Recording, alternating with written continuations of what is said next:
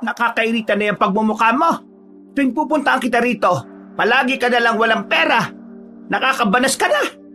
Kailan mo ba ako mababayaran? Kapag patay na ako? Hinihintay mo lang yata akong mawala eh. Grabe naman kayo, Aling Ermita. Hindi po ko ganun.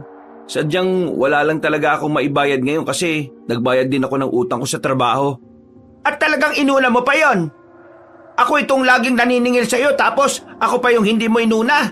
Nababaliw ka na ba talaga? Sige na, Aling Ermita. Babayaran naman kita eh. Bigyan niyo pa ako ng mga ilang araw. Bibigyan na naman kita ng ilang araw? Ano ka, sinuswerte? Punong-puno na ako sa'yo. Magbayad ka ng utang mo. Kung hindi, palalayasin kita ngayon. Wag naman ho ganyan, Aling Ermita. Babayad naman ako sa inyo eh. Ngayon lang naman ho ako pumalya. Ngayon lang ako nawalan ng pera na pambayad. Kaya sana naman, konting konsiderasyon naman. Ano ngayon lang? 2 buwan na akong pabalik-balik dito para lang sa kaalaman mo. Nirarayo mo na nga ako kakalakad eh. Tapos sasabihin mo, minsan ka lang pumalya. Alam mo ikaw, Makoy ha? Kaya ka iniwan ng kasintahan mo kasi ganyan ka. Wala kang pera lagi. Trabaho ng trabaho, walang pera. Anong klase yan? Tapos ngayon, ibang tao naman ang piniperwisyo mo. Kung ganyan kang tao, malamang sa malamang walang babaeng magtatagal sa'yo. Iiwan ka rin kasi wala kang kwentang pagdating sa pera eh. Aling Ermita, hindi na maganda yung mga sinasabi nyo ha. Oo, meron akong utang sa renta ng bahay na ito. Pero wala naman kayong karapatan para insultuin ang pagkatao ko. Mas lalong wala kayong karapatang magbigay ng salubin sa relasyon ko sa dati kong kinakasama. Yung utang ko, gagawan ko ng paraan ngayon yan para makapagbayad na ako. Para lang manahimik na kayo. Aba, dapat lang na gumawa ka ng paraan. Anong gusto mo? Pagbigyan kita ulit? Kapal ng mukha mo? Ikaw makapal ng mukha, Aling Ermita. Anong sinabi mo? Hindi mo narinig? Ikaw ang makapal ng mukha. Alam mo kung bakit? Itong bahay na ito, bahay ito ng tiyahin ko na malapit sa akin. Iniwan lang sa'yo pero hindi naman ito ibinigay sa'yo eh. Ang kapal ng mukha mong angkinin porque wala na siya. Tapos ngayon, yung pamangkin na naniniraan sa bahay na di mo naman dapat pagbayarin dahil sa tiyahin niya ito eh. Ginaganito mo lang? Para ipaalala ko lang sa'yo ha, bahay ito ng tiyahin ko at walang papel na nagpapatunay na sa'yo to. Kaya wag mo kong iniinsulto ha. Punong-puno na rin ako sa ugali mo eh. Kapag hindi ka pa tumigil sa kakaapak mo sa pagkatao ko, baka makalimot tong kamao ko, maranda ka. Aba, pinagbabantaan mo ba ako? Oo, pinagbabantaan kita. Ano, masaya ka na? Isusumbo kita kay Kapitan. May gagawin ka masama sa akin. Buwang ka pala eh. Pinagsasabi mo. Malis ka na nga. Magbabayad ako ng utang sa'yo ngayong araw. At kapag nakabayad na ako ng utang, sinisiguro kasi yung mababawi ko ang bahay na to ng tiyahin ko. Tandaan mo yan! Malis ka na! Hindi ko na talaga napigilan ng sarili ko noon, Kabanong. Sobra-sobra na kasi ang ginagawa niya sa akin tuwing maniningil siya. Madalas, kahit na nasa labas lang ako, sinisigawan niya ako na parabang walang ibang taong nakakarinig. Marami siyang sinasabi na kung ano-anong nakakainsulto. Nung una, kinakaya ko pang palagpasin dahil ang iniisip ko, kasalanan ko rin naman kung bakit wala akong pambayad. Pero pakiramdam ko rin, hindi na rin tama ang ginagawa niya. Hindi naman kasi ako bata para sigaw-sigawan na lang sa harapan ng maraming tao. Kaya nung gabing yon, tuluyan na akong sumabog. Wala na akong pakialam Kabano kung atakihin siya sa puso o kung magsumbong pa siya sa kapitan namin. Umalis siya na parabang natatakot sa akin. Ako naman ay naupo na lamang sa gilid ng pinto at magkakasunod na buntong hininga ang nagawa. Ulila na akong lubos. Pagsilang ko pa lang ay wala na ang nanay ko, Kabanong. Ang tatay ko naman ay matagal nang wala mula na mag-asawa na siya ng iba. Wala rin naman akong ibang kapatid. Tanging ang tiyahin ko lang ang nag-alaga sa akin hanggang noong nasa high school ako. Pero sadyang malas talaga ako sa buhay. Kung sino kasi ang nag-iisa kong pamilya, nawala rin sa buhay ko. Namatay siya sa ibang bansa dahil sa atake rin sa puso. Kinagabihan, Pambira ka naman. Paano kung wala kang pera ngayon? E di pinalayas ka na niyan. Saan ka na naman titira ngayon? Di mo na kasi dapat sinagot-sagot pa eh. Ang sasama rin ng mga sinabi mo, pre. Ikaw lang din mapapahamak niyan eh. Nagbanta ka pa talaga. Ano mo sa ipinagtatanggol mo lang naman ang sarili mong dignidad? Hindi mo ba narinig yung kwento niya? Iniinsulto ni Aling Ermita yung pagkatao niya. Kung tutusin, hindi naman niya kailangan gawin yun eh. Kasi yung bahay na tinitira nitong si Makoy, bahay naman talaga ng tita niya yun, di ba? Oo nga, naroon na tayo sa pamamahay nga ng tita niya yun. Pero wala na ang tita niya eh. Ang umahawak na nun, si Aling Ermita. Ay nako, wrong move pre. Mas lalo mo lang binigyan ng dahilan si Aling Ermita na palayasin ka. Wala tayong magagawa eh. Sa kanya iniwan yung bahay, hindi naman sa'yo. Ang punto kasi rito, dapat kasi hindi siya nangahamak ng tao. Yun lang naman. Parang hindi nyo naman alam ang ugali ng taong yun. Dati pa naman natin nakikitang may pinapahiya yun eh. Wala tayong magagawa. Isa pa, si Makoy ang may atraso. Kaya dapat siya itong magpakumbaba. Magpakumbaba? Ang putik. Ano siya, Reyna? Basta, para sa akin, walang mali sa ginawa ng kaibigan natin. Hindi porke mahirap tayo, magpapakumbaba na lang tayo palagi. Sa pagpapakumbaba na yan, dyan nagsisimula yung pang-aabuso eh. Kaya hindi yan pwede sa akin. Bahala ka nga. Hirap mong ka-argumento. Palibasa, puro pride ka eh. Ikaw, palibasa, puro ka pagpapakumbaba. Kaya yung pamilya mo, malit lang ang tingin sa'yo eh. Hoy, maayos ka sa sinasabi mo ha. Totoo naman eh. Hoy kayong dalawa, tama na. Bigla silang natahimik sa sinabi ko. Napapakamot na lamang sila sa ulo nang mapagtanto nilang mas lalo lang gumugulo ang utak ko. Pareho naman kasing may punto ang mga sinasabi nila. Pareho din naman silang may malasakit sa akin pero palagi talaga silang makasalungat. Di makakatulong yung ganyan eh. Mas lalo lang ako nawawala ng gana mag-isip. Nag-aaway pa kayo sa halip na tinutulungan niyo ako makahanap ng pambayad. Ano ba kasing nangyari sa sahod mo? Kakasahod mo lang kahapon, di ba? Pinambayad ko nga rin sa nasira akong machine. Kulang pa nga eh. Sira ulo din niya ang boss niyo eh. Hindi ba siya makaintindi ng aksidente? Wala akong magagawa. Nasira ako eh. Di ba ganito naman sa bansang to? Kahit aksidente, kasalanan mo. Anong balak mo ngayon? Kailangan ko makahanap ng pera ngayon. Para kapag bumalik sa bukas, may ibabayad na ako. Kapag nakabayad na ako, gagawin ko makakaya ko para makuha sa kanya yung bahay na yon. Gabi na eh. Saan ka naman makakadiskarte ng pera? Buti sana kung nasa syudad tayo.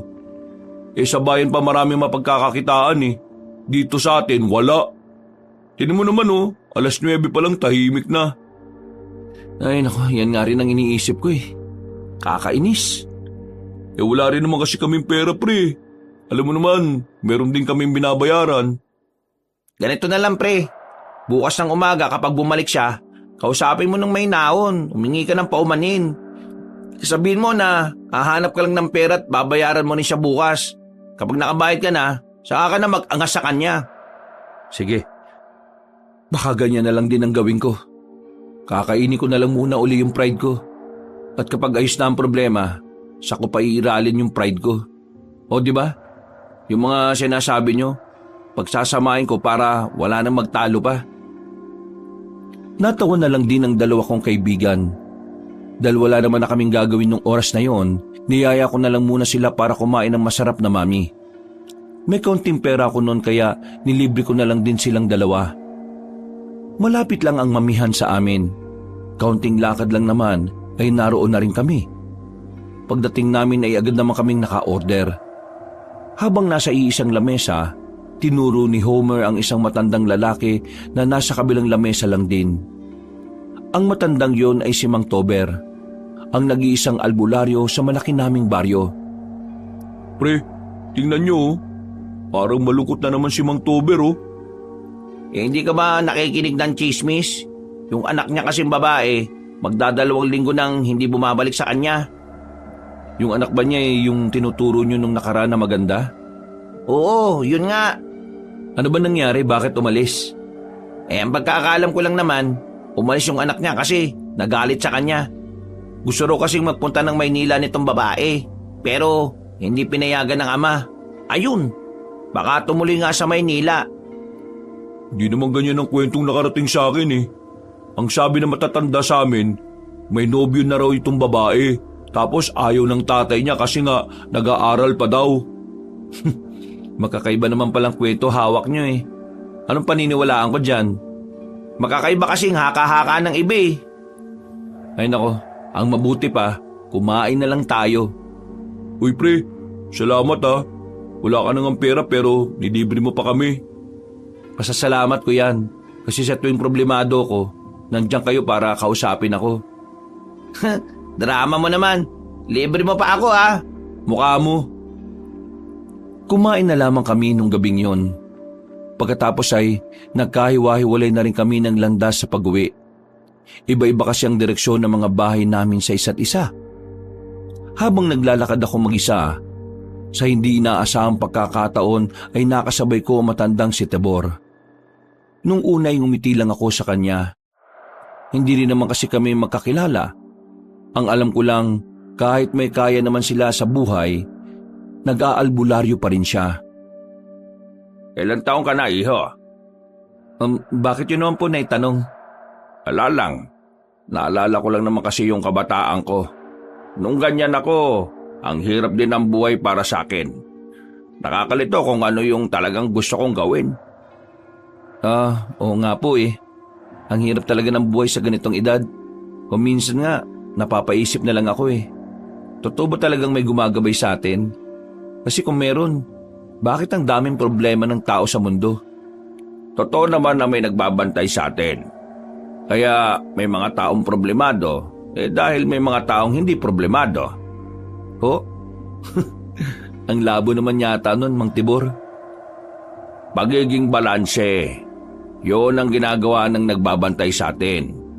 Binabalanse niya ang mundo. Kapag kasi ang lahat puro maginhawa ang buhay, mas magiging magulo ang mundo. Pero sa pagiging balanse, mas maraming natututunan ng mga tao sa mga buhay nila. At yun ang magiging sandata nila sa hamon ng buhay. Lahat ng mga nangyayari sa buhay mo ay may dahilan. Marahil, hindi pa malalaman ngayon dahil hindi pa ito ang tamang panahon. Pero darating ang panahon na mapagtatanto mo rin kung bakit kailangan mong pagdaanan ang lahat ng ito. Napangiti na lang ako sa sinabi ni Mang Tibor. Nung oras na yon, pakiramdam ko ay kilala ko na siya. Pakiramdam ko ay matagal na kaming nag-uusap na sa sobrang gaan ang pakiramdam ko sa kanya. Parang sa kanya ko nakikita ang imahe ng isang ama. Naisip ko nga noon kung bakit nagawang iwanan siya ng anak niya kung gano'n naman pala siya mag-isip at magpahalaga sa pananaw ng buhay. Naghiwalay na rin kami ng landas nang lumiko siya sa isang kanto. Kumuway pa siya sa akin habang papalayo siya. Kumuway na lang din ako bilang paggalang. Kinabukasan, tinanghali ako ng gising.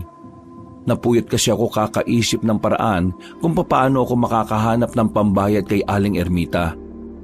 Pagbangon ko, saka ko lang naalala na kailangan ko palang dumiskarte. Dahil anumang oras ay maaaring bumalik ang matandang babae at tuluyan na akong palayasin. Wala akong pasok sa trabaho nung araw na yon, kaya inilaan ko na lang ang paghahanap ng pera. Pero sa kasamaang palad, wala akong nahiraman. Kahit sideline lang ng pagkakakitaan ay wala rin. Kaya nang bumalik ako sa bahay bandang hapon, naroon na si Aling Ermita. Makay! Makay! Buksan mo nga ito! Oh, Aling Ermita, nandito na po pala kayo.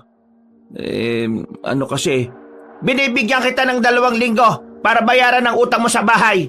Kapag wala pa talaga, hindi na ako magdadalawang isip na palisin ka rito. Kailangan ko rin ng pera. Oo, at sa tiya mo itong bahay. Pero ako nang nag-aalaga ng bahay na yan at nagpapaganda. Kaya may karapatan akong maningil lalo na kung ginagamit mo naman. Opo, naintindihan ko po. Marami pong salamat sa konsiderasyon. At kung ano man ang mga nasabi ko kagabi, dala lang ho yun ng emosyon. Hindi na nagsalita si Aling Ermita. Nagkibit balikat na lamang ako, kabanong. Hindi ko inaasahan na bigla siyang kakalma. Parang ang bait-bait niya. Nakakapanibago pero nagpapasalamat na lang ako dahil kahit na papaano, mahaba-habang araw pa ang meron ako para makapagbayad. Pumasok na lang ulit ako sa loob. Natulog na lang uli ako hanggang gabi. Bandang 7:00, nagising ako na makaramdam ako ng paninikip ng dibdib. Binabangungot na kasi ako noon. Buti na lang ay nabagsakan ako ng sapatos sa muka. Kung hindi ay baka hindi na nga rin ako nagising. Aswang? Yun ang panaginip mo? Oo, yun ang panaginip ko. Basta sa panaginip ko, hinahabol daw tayo ng mga aswang kasi meron tayong kinuwang bagay sa kanila. Nakakatakot nga yung mukha nila kaya siguro binangungot ako eh. Ano pa nangyari? May isa sa atin na hindi nakatakas. Hindi lang malinaw sa utak ko kung sino eh. Baka sa sobrang problemado mo sa pambayad sa bahay kaya kung ano-ano na lang ang napapanaginipan mo. Binigyan ako ulit ni Aling Ermita ng 2 linggo. Oh, yun naman pala eh. Gulat nga ako eh. Biglang bumait eh. Baka naman kasi natakot sa ginawa mo. O baka naisip niya rin na sobra na rin yung ginagawa niya. Si Aling Ermita, baka kaisip ng ganyan? Naku, malabo. Ang malaga naman eh, may 2 linggo pa ako. Wala kang pasok bukas, di ba? Oo. Wala naman akong pasok. Bakit? Sama ka sa amin. May e-extrahan kami. Ayos ba dyan? Anong gagawin? Magtatabas lang naman ng damo dun sa may gubat. May itatayo kasing parang health center dun, di ba? Bukas? Anong oras? Tamang-tama, wala pa rin akong pasok bukas. Kailangan ko pa naman ng pera. Saktong-sakto to sa'yo. Di ba marunong ka namang magtabas ng damo? Oo naman. Nakakalimutan niyo bang yan ang trabaho ko dati? Kung ganoon di sumama ka sa amin. Sayang din yung perang kikitain. Nung gabing yon, Kabanong, hindi pa rin matahimik ang kalooban ko. Pakiramdam ko kasi kapag natulog ako ipapasok na naman ang mga aswang sa panaginip ko. Hindi naman ako matatakoting tao, pero kakaiba kasi yung panaginip ko. Ramdam na ramdam ko na para bang totoo. Kaya kahit na may lakad kami kinabukasan, napuyat na naman ako. Kaya nung nasa trabaho na kami, antok na antok ako. Mabuti na lang at walang nagbabantay sa amin. Uy pre, ayos ka lang. Namumugto talaga mata mo eh. Natulog ka ba? Lalim pa ng eye bags mo. Hindi ako nakatulog na maayos, pre. Pumasok na naman kasi sa panaginip ko yung aswang. Pre, iba na yan ha. Paanong iba? Baka mamaya, may pinapaiwatig talaga yung mga panaginip mo pero hindi mo alam. Sus, kadalasan ang panaginip kabaliktaran. Huwag mo nga masyadong nilalason utak nitong kaibigan natin. Hindi na nga makapagtrabaho ng maayos eh. Bilisan na natin.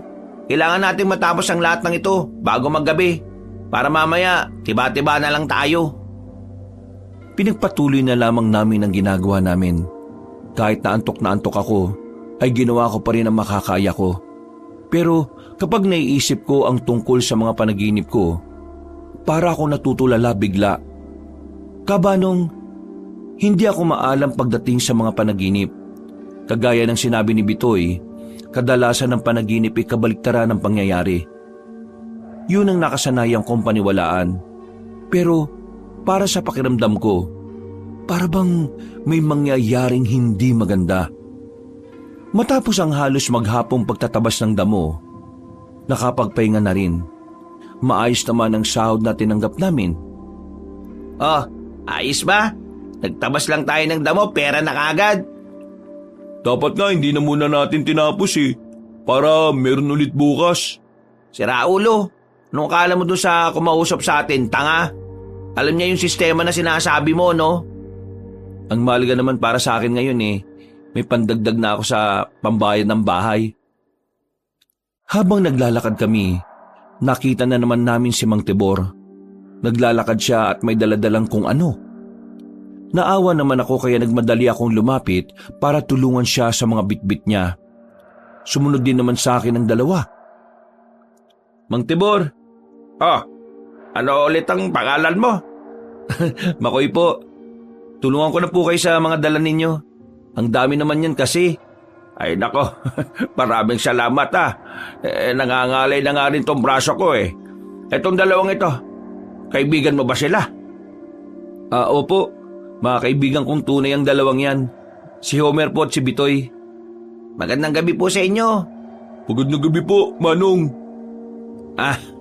Total tinulungan nyo naman akong bitbitin ng mga ito. Pumunta kayo sa bahay ko at ipagtitimpla ko kayo ng tableya. Naku, nakakaya naman po. Sige po, gustong gusto ko po yan. Uy, kapal talaga ng mukha nito oh. Di man lang tumanggi muna kahit kunwari lang eh. Yung sabi sa akin ng lolo ko nung nabubuhay pa siya, masama na tinatanggihan ng mga biyaya. Nagtawanan na lang kami at nagpatuloy na rin sa paglalakad. Hindi naman kalakihan ng bahay ni Mang Tober. Isang palapag pero medyo mahaba. Ang labas naman ay napapalibutan ng mga halaman. Ang iba roon ay mga gulay na itinanim daw ni Mang Tober para hindi na siya bumibili sa palengke. Ang loob naman ng bahay ay talaga namang pamprobinsya talaga. Malinis, makinis at makintabang kahoy na sahig.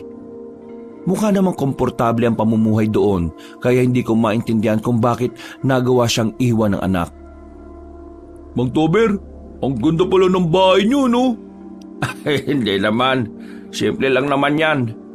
Ang bahay kasi gumaganda lang naman lalo kapag nililinisan mo. Maupo na muna kayo riyan. At ako magtitimpla na muna ng masarap na tableya. Huwag kayong mahiya. Tinulungan niyo naman ako magbuhat ng mga dala ko eh. Sandali lang ha. Habang naghihintay kami sa maliit na sala, tinuro ni Homer ang isang larawan na nakadikit sa pader. Larawan yun ng anak ni Mang Tebor. Maganda ang kanyang anak. Ang mukha niya ay parang mukha ng isang modelo ng pabango. Hindi pangkaraniwan ang itsura niya kung ikukumpara sa ibang babae sa baryo namin. Hindi rin naman nakapagtataka na maganda ang anak ng albularyo kasi gwapo rin naman si Mang Tebor at pati ang asawa nito. Pinagbasihan kasi namin ay ang larawan ni Mang Tebor at ang asawa niya noong medyo bata pa sila. Yan ang anak niya. Sobrang ganda, di ba?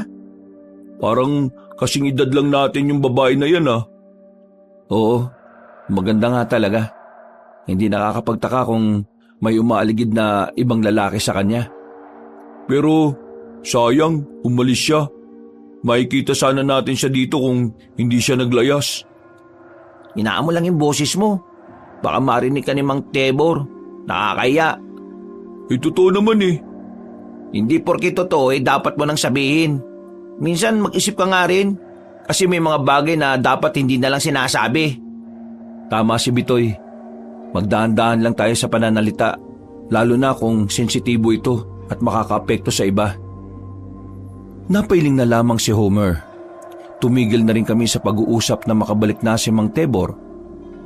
Unang tikim pa lang namin sa tableya niya, masasabi naming yun na ang pinakamasarap na tableya na nasubukan namin. Mang Tebor, ang sarap nito Nagtitinda ba kayo ng ganito? Hindi Tinuro lang sa akin yan ng anak ko kung paano yung ganyang timpla. Mas maganda nga sana kung nandito siya Siya sana magtitimpla niyan para sa atin. Mang Tebor, matanong ko lang, di po ba may kaya naman kayo sa buhay?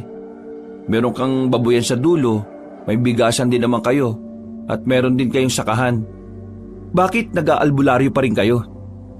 Alam mo, magandang tanong yan Ngayon lang may nagtanong sa akin ng ganyan Pero sa totoo lang, itong pag-aalbularyo na kasi talaga ang kukumpleto sa pagkatao ko.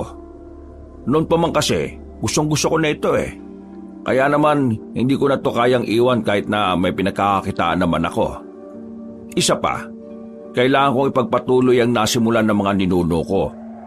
Para kapag dumating ang panahon na may masasamang elemento na manggugulo sa sangkatauhan, narito ko para ipagtanggol ang mga tao.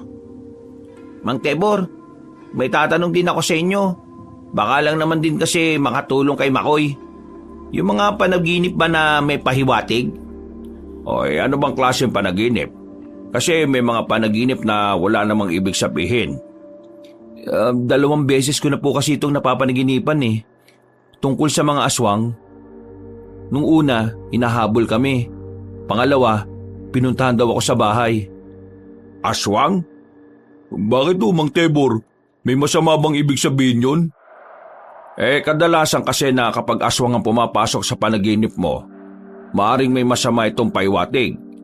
Maaring may masamang mangyayari o maaari din namang literal na may koneksyon ng mga aswang sa tunay na mangyayari. Nagkatinginan kami magkakaibigan sa narinig naming yon. Ako naman ay palihim na nakakaramdam ng kaba. Kaba nung hindi naman sa hindi ako naniniwala sa mga aswang. Ako kasi yung tipo ng tao na bago ko paniwalaan, kailangan ko muna ng malinaw na paliwanag. Nung oras na yon, kahit na hindi pa pinapaliwanag ni Mang Tebor ng husto ang tungkol sa mga aswang, hindi ko alam kung bakit bigla na lamang akong kinilabutan. Ang tanong, totoo ba ang mga aswang?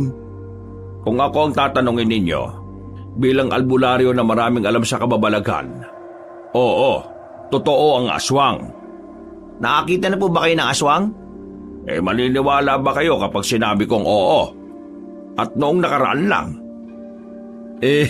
Saan naman po ninyo nakita? Hindi ito ang tamang pagkakataon para pag-usapan ang bagay na yan. At alam ko rin naman na hindi nyo rin paniniwalaan. Ang mabuti pa, namnamin nyo na muna yung tablay at meron pa sa kusina. Di ibahin na lang natin ang usapan. Tanong ka na lang, Mang Tebor. Kung ano-ano na lang ang napag-usapan namin nung sandaling yon. Kahit na papaano ay masarap din palang kausap si Mang Tebor. Marami siyang mga naikwento sa kabataan niya. Habang kami naman ay manghang-mangha sa mga sinasabi niya. Tila naging malalim agad ang pakikisama namin sa kanya. Mabait naman kasi talaga si Mang Tebor. Nalaman nga namin na kapag merong nagpapagamot sa kanya ay hindi na pala niya sinisingil. Dahil dito, napagtanto ko na parabang dibangan na lang din ni Mang Tebor ang pag-aalbularyo. O paano? Mag-ingat kayo sa pag-uwi ha. Napakalapit lang naman po, Mang Tebor. Maraming salamat sa napakasarap na tableya, Mang Tebor. Maraming salamat din naman sa pagdala ng mga bitbit ko kanina. Mang Tebor, ang sarap ng tableya nyo. Sa susunod ulit ha. Nagsimula na kami maglakad. Hindi pa rin mawala-wala sa isipan ko ang tungkol sa mga aswang. Kahit na pilit kong inaalis sa utak ko ang bagay na yon, paulit-ulit naman itong bumabalik. Hanggang sa napansin ko na lang na naging interesado na pala ko roon. Dahil nang makauwi na ako, hinahanap ko ang mga librong katatakutan na nabili ko noon sa bayan. Meron ako nabasa tungkol sa aswang. Kwento ng isang aswang na nambibiktima ng mga buntis at mga batang may sakit. Yun lang naman ang nakalap ko na impormasyon tungkol sa nilalang na yon. Kaya kinabukasan na matapos na ako sa trabaho, dumaan ulit ako sa bayan para bumili ng bagong libro. Pero sa kasamaang palad, walang bago sa mga nakalatag. Malas, kung kailan naman naisipan kong bumili, wala naman. Pero kapag ayaw ko naman bumili, nakabalandra lang dyan. Naglakad na lamang ako papunta sa terminal. Bago ako makarating doon, nakita ko pa ang isang hindi inaasahang pangyayari. Merong humintong itim na sasakyan sa harapan ng babaeng naglalakad. Sa tansya ko, ay kasing idarang ko lang yon. Hinila ang babae papasok ng sasakyan. Gustuin ko mang tumulong pero hindi ko na rin nagawa. Nakita ko kasi ang mata ng mga yon na namumula at ang mukha din ng mga yon ay mga kulubot. Sumigaw-sigaw ako para humingi ng tulong. Pero sa parting yon ay ako lang ang naroroon. Hindi ko alam ang gagawin ko. Umiinit ang mukha dahil sa kaba. Yung kasi ang unang pagkakataon na nakasaksi ako ng ganoong pagdukot. Binilisan ko na lang ang paglalakad ko hanggang sa makarating na rin ako sa terminal. Sumakay agad ako at agad din naman akong nakauwi. Walang ngumpay ang pag-inom ko ng tubig nang nasa bahay na ako. Hindi ko na nga rin napigilan ang sarili ko na makwento sa dalawa kong kaibigan. Pre, may ganyan ding nangyari kanina sa San Mateo eh. Oo nga, nabalitaan ko na rin yan. Walang ya. Ano ba nangyayari sa probinsya natin? At bakit may mga ganito? Nauusod na naman siguro yung kidnap and handsome eh. Anong kidnap and handsome? Ang putik na yan. Ano yan? Manduro ko ta sabay pogi ka? Tama naman, di ba? Kidnap for ransom. Yun ang tama. Pero meron pa akong hindi sinabi mga pre. Baka kasi hindi kayo maniwala sa akin eh. Uy, ano naman? Yung mga nakita kong dumukot kanina sa babae, parang kulubot yung muka. Tapos namumula yung mga mata nila. Baka naman nakamaskara lang yung mga yun, pre. Hindi eh. Kitang-kita ko talaga muka. Namumula mga mata? Baka naman adik o di kaya may sore eyes. Hindi nga. Basta, ganun yun. Kung ayaw nyo maniwala, wala naman ako magagawa eh. To naman, pikon ka agad. Kilala ka namin. Di ka naman gagawa ng kwento eh. Ano kaya yung mga dumukot dun sa sinasabi mo? Ganun din kaya yung dumukot dun sa nabalitaan namin? Hindi ko rin alam. Pero tingin ko, mas maganda kung tanungin na lang natin si Mang Tebor. Ano naman alam ni Mang Tebor doon? Di naman siya pulis eh. Pero albularyo siya. Baka alam niya kung ano yung nakita kong namumula yung mga mata at kulubot ang mga muka. Nagbakasakali kami nung gabing yon. Kaya pinuntahan namin si Mang Tebor. Pagdating namin, inabutan namin siyang nagpapahid ng langis sa binti niya. Tinawag niya agad kami para pumasok. Nakangiti pa siya na akala mo ay may maganda na namang ikukwento. Bakit? Gusto niyo ba ulit na pagtimpla ko kayo ng tableya? Hindi na po. Makakabala pa kami. May gusto lang po kasi akong itanong at ikwento sa inyo. Hulaan ko. Nabasted ang isa sa inyo, ano? Ikaw ba, Bitoy? Ako? Mababasted? Malabo yan, no? Pero hindi yung tungkol doon ang sasabihin ni Makoy.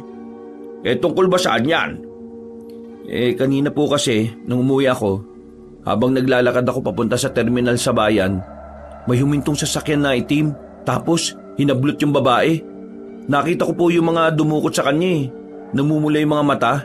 Tapos, parang kulubot po yung mukha. Sa sinabi kong yon, ay natigilan ng pagpahid ni Mang Tebor ng langis sa binti niya. Nawala rin ang ngiti niya, na parabang ang sinabi ko ay madaling nakasira ng kanyang gabi. Pasensya na po ah. Mukhang hindi niyo po yata gusto yung sinabi ko. Mga aswang. Ano po? Mga aswang ang dumukot sa babaeng yon. Sandali o. Paano niyo naman po nasabi mga aswang yon? May ebidensya po ba kayo? Mahirap po kasing sabihin sa mga pulis na aswang ang dumukot eh. Baka mamaya, murahin pa nila kami. Total, pag-uusapan na rin natin to. Sasabihin ko na sa inyo ang tunay na dahilan kung bakit hanggang ngayon wala pa ang anak kong si Felina. Tumayo siya at merong kinuha sa gilid ng altar. Pinakita niya sa amin ang kapiraso ng tela na may bahid na kulay pula. Itong tela na ito ay natapyas ko sa damit ng aswang na dumukot kay Felina. Nung gabing yon, mag-isa ako natutulog noon. Pero nagising ako dahil sa sigaw ng anak ko sa labas. Kararating lang niya galing trabaho. Pero may humihilan na sa kanya. Paglabas ko, may dalawang aswang. Isang lalaki, isang babae. Ginawa ko kagad yung itak na nakasabit na yan sa pinto. Tinaga ko yung lalaking aswang. Tinamaan ko. Nahila ko pa yung anak ko. Pero mas nahila sa akin palayo. Ang nahawakan ko na lang ang damit ng lalaking aswang. Wala na ako nagawa. Nabigla din kasi ako noon. Na hindi ko man lang nagamit ang mga dapat kong gamitin para makapalag sa mga aswang. Nakuha nila ang anak ko. Umiyak na lang ako kasi sa tanda kong ito, hindi ko na rin naman kaya pang tumakbo. Seryoso po ba kayo? Totoo ang sinasabi ko, mga iho. Bakit naman ako gagawa ng kwento tungkol sa pagkawala ng anak ko? Yung mga naririnig niyong chismis, walang katotohanan yon. Pero nagpapasalamat na rin ako sa kanila na hindi nila alam ang totoong nangyari. Kasi ayaw ko rin namang malaman ng mga tao na may nadukot na dito sa atin. Magdudulot lang yun ng gulo at takot sa lahat. Pero anong gagawin yun yan? Kung aswang pala talagang dumukot sa anak ninyo. Kayang-kaya ko naman sanang labanan ng mga yun Noong araw, lumalaban din naman ako sa mga aswang. Pero ngayon, hindi ko na kaya. Nahihirapan na akong kumilos. Nahihirapan na akong gumalaw ng mabilis. Kaunting takbo, kaunting hakbang, hinihingal na ako. 2 linggo nang wala ang anak niyo ah. Kailangan niyo siyang makuha. 2 linggo na nga, pero wala akong magawa. Mukha lang akong masaya palagi pero sa loob-loob ko, walang araw na hindi ako nababahala. Hindi ko na nga rin alam ang gagawin ko. Tuwing gabi, palagi ako lumalabas ng bahay at nagpupunta sa gubat para hanapin ang anak ko. Pero, palagi akong nabibigo. Hindi ko kinakaya ang mahabang lakaran. Isa pa, malabo na rin kasi ang mga mata ko. Kaya nga minsan, sinasabi ko na lang na sana magkaroon ng himala. May makilala akong tutulong sa akin. Kami po ba yung naiisip niyong tumulong na maibalik ang anak ninyo? Sa totoo lang, oo. Kayo na lang sana. Wala naman kasi akong ganong kakilala na pwede kong malapitan. Kung mamarapatin niyo, tulungan niyo sana ako mabawi ang anak ko. Handa ako magbayad kahit gaano pa kamahal. Noong mga oras na yun ay hindi ko rin alam ang isasagot ko, Kabanong. Kahit nasabihin pang milyon ang ibabayad sa amin, hindi rin biro na haharap kami sa mga aswang para lang makuha ang anak ni Mang Tebor. Mga wala naman kaming karanasan sa pagpatay ng mga aswang. Isa lang naman kami mga simpleng mamamayan na may pangarap na makasalba araw-araw. Mang Tebor, wala naman kaming karanasan sa ganyan eh. Hindi naman sa pangaano pero baka mamatay lang din kami. Tama po si Makoy, Mang Tebor. Alanganin po ang gusto ninyo eh. Pero, pwede naman tayong gumamit ng mga armas o sandata, di ba? Sagot ko ang lahat ng mga gagamitin ninyo. Ibibigay ko sa inyo ang lahat ng kailangan ninyo. Tuturuan ko kayo kung paano humawak ng sandata. Kung ano ang mga kainaan nila, sasabihin ko sa inyo. Tuturuan ko kayo makipaglaban. Kaya nakikiusap ako. Tulungan niyo ako. Si Felina na lang ang meron ako. At kung wala siya sa buhay ko, hindi ko na alam ang gagawin ko. Kung iisipin niyo mga pare, 2 linggo na siyang wala. Ano na lang kaya ang mga nangyari sa kanya dun sa mga araw na nakalipas? Mang Tebor, matanong ko lang, alam niyo po bang dahilan kung bakit nandurukot ang mga aswang? Balak nilang gamitin ang kababaihan para makagawa ng panibagong uri ng aswang. Dugo ng isang babaeng berhen ang kailangan nila. Lumapit si Mang Tebor sa akin at tinawakan ng kamay ko. Kitang-kita ko ang pagmamakaawa sa kanyang mga mata. Madaling lumambot ang puso ko noong mga oras na yun. Parang hindi ko kaya na may isang ama na nagmamakaawa para sa kakarampot na pag-asa. Sinubukan ko namang lapitan ang mga kapwa ko albularyo. Pero wala rin silang magawa. Dahil kagaya ko, matanda na rin sila. Hindi na rin nila kayang kumilos. Ang mga nakausap ko namang medyo bata pa, tinanggihan ako dahil akala nila ay nabubuang na ako. Kung pagbibigyan niyo ako, pangako, ibibigay ko ang lahat ng gusto ninyo. Maibalik lang ang anak ko. Lahat gagawin ko. Pre, ano? Palag ba? Mang Tebor, una, tumayo po kayo dyan. Hindi nyo naman po kailangan lumuhod eh. Naiintindihan namin ang nararamdaman nyo. Pero nag-aalala lang din naman po kami sa kaligtasan namin. Mang Tebor, tutulungan namin kayo. Pero ang gusto lang namin, bigyan nyo kami ng kaalaman sa mga aswang. Lahat ng dapat naming malaman, sabihin nyo sa amin. Nang sa ganun hindi kami mangmang sa mga kaya nilang gawin.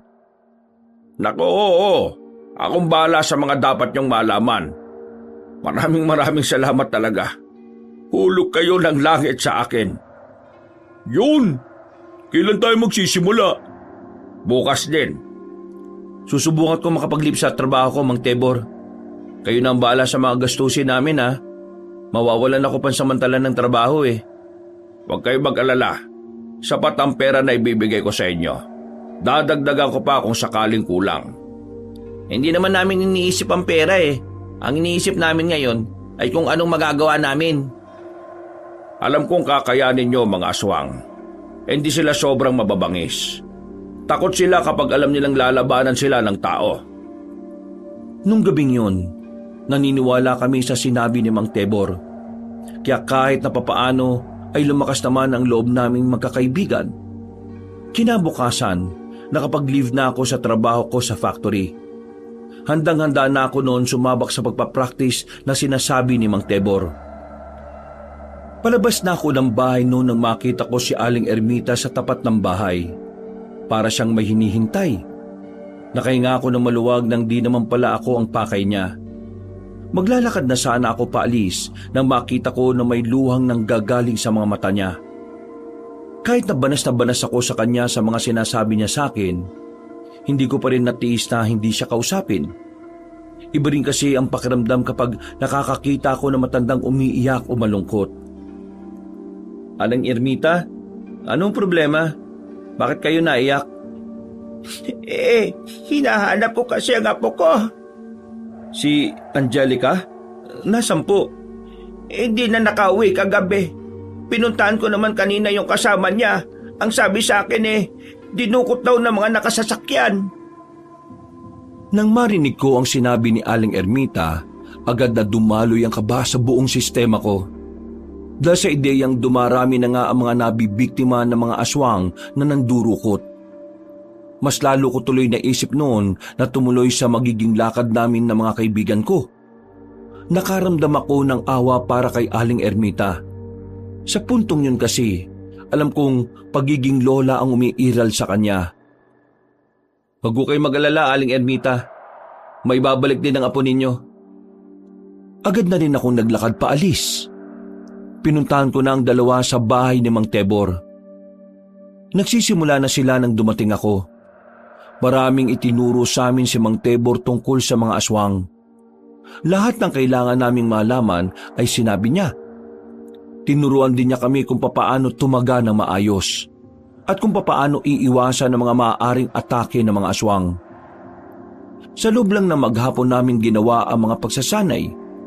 Pagsapit ng gabi, sinabi na rin sa amin ni Mang Tebor kung saan namin maaaring matagpuan ang kanyang anak. Sa lugar ng mga aswang. Lugar ng mga aswang? Alam ko ang lugar na yon pero wala akong sapat na kakayahan para makalapit doon. Meron akong ibibigay na mapa. Ang mapa na ito ay matagal nang nasa akin. Ginawa pa ito ng kakilala ko na siyang unang nakapunta roon. Anong tawag sa lugar nila? Tinatawag naming hukluban ang baryong yon.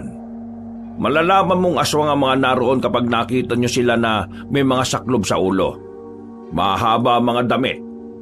Parang kagaya ng mga sapare. Ganon ang kasuotan nila ron. Makaluma. Kailangan ba talagang gabi kami pumunta ron? Kung umaga ay madali nila kayong makikita. Pero kung gabi, magagamit yung mga puno at ang dilim bilang pagtataguan. Kahit na kinakabahan, tumuloy pa rin kaming magkakaibigan.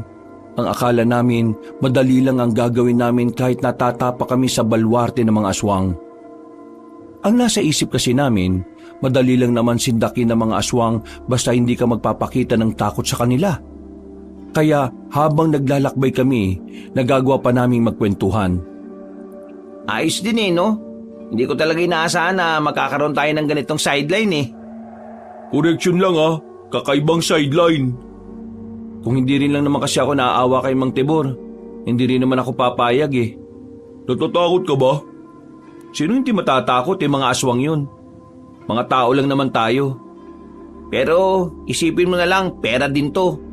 Kapag naligtas natin yung babaeng yun, paldo-paldo tayo. Baka hindi ka na pumasok sa trabaho. Kala mo, ganun lang si Mang Tebor? Galante yun.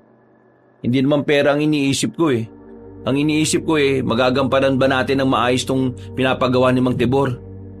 Tandaan lang naman natin lahat ng sinabi niya Magiging maayos naman ang lahat. At saka ang sabi naman niya, huwag tayong papasindak sa mga aswang para hindi sila maglakas loob. Sisindakin natin sila. Takot naman sila sa mga taong palaban, di ba? Sa mga sumunod na sandali ay nanahimik na rin kami. Nasa kalagitnaan na rin kasi kami ng kagubatan. Paulit-ulit naming tinututukan ng ilaw ang mapa na hawak-hawak namin. Nakalagpas na kami sa unang ilog na nakalagay doon. Ang hinahanap na lang namin ay ang mataas na puno ng akasya. Maya-maya pa, nakaramdam na rin kami ng pagod. Naupo kami sa harapan ng nagtataasang puno ng nyog. Naglabas na muna kami ng makakain namin. Sinimantala na rin namin ang pagkakataon na yon na kahit papaano maging relax kami sa nilalakbay namin. Omer, ano naman ang gagawin mo sa pera kapag natapos na natin tong ginagawa natin? Kung makapagtanong, akala mo talaga milyon ang ibabayad eh. Malay mo naman, di ba? Sige, sasagutin ko. Ang gagawin ko lang naman sa pera ay ibibigay ko sa nanay ko. Kukuha lang naman ako ng konti. Eh ikaw pre, bibigay mo rin ba sa... Ay, sorry. Para ka naman buwang eh. Alam mo namang ano eh. Ang gagawin ko sa pera, itatabi ko. Baka sakaling mabawi ko na yung bahay ng tiyahin ko. Bibilin mo yung bahay? Parang gano'n na nga. Iligtas mo na lang yung apo ni Aling Ermita tapos kapalit yung bahay. Oo nga no, magandang ideya yan. O di ba? Ako lang ang nakapag-isip niyan ha. Naisip ko rin yan, pero hindi ko lang sinabi. Puro kayo mga kalokohan. Tara na nga, 5 pananda pa ang hahanapin natin. Nasa pangalawa pa lang tayo. Sa pagpapatuloy namin kabanong, ay naging mas mabilis ang paglalakbay namin. Kung ikukumpara sa mga naunang minuto, panatag na kasi ang dinaraanan namin. Hindi gaya ng nauna na paakyat pababa ang daan. Kaya naman, makalipas lang ang kalahating oras, isang pananda na lang sa mapa ang kailangan naming puntahan. At sa pagsusumikap nga namin, meron kaming nakitang malaking bahay sa di kalayuan. Hindi lang yung basta bahay. Mukha itong palasyo kung titingnan mo siya mula sa malayo. Eto na yun. Handaan nyo ng itak nyo mga pre. Teka, akala ko ba baryo ng mga aswang? Eh mukhang palasyo ng mga aswang yan eh. Pambira, ngayon lang ako nakakita ng ganyang bahay ah. Paano naman tayo makakapasok sa palasyo na yan? Malamang sa malamang, maraming nakabantay dyan.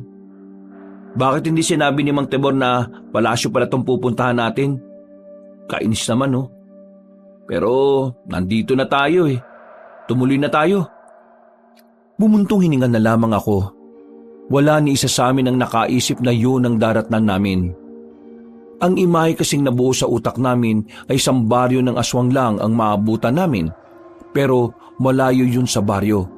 Ganun pa man, tumuloy pa rin kami kabanong. Dala ang itak at ang pangontrang nakatali sa bewang namin. Maingat kaming lumapit doon. Masyadong malaki ang palasyo sa malapitan kaya nahirapan kaming humanap kung saan mas magandang maan. Nagpahirap din sa amin na may mga nagbabantay. Tingnan mo, mga aswang din ba sila? Ayun yung mga nagbabantay oh. Bakit hindi naman sila mukhang aswang? Parang normal lang eh. Ang sabi ni Mang Tibor, kaya nila mag-anyong tao.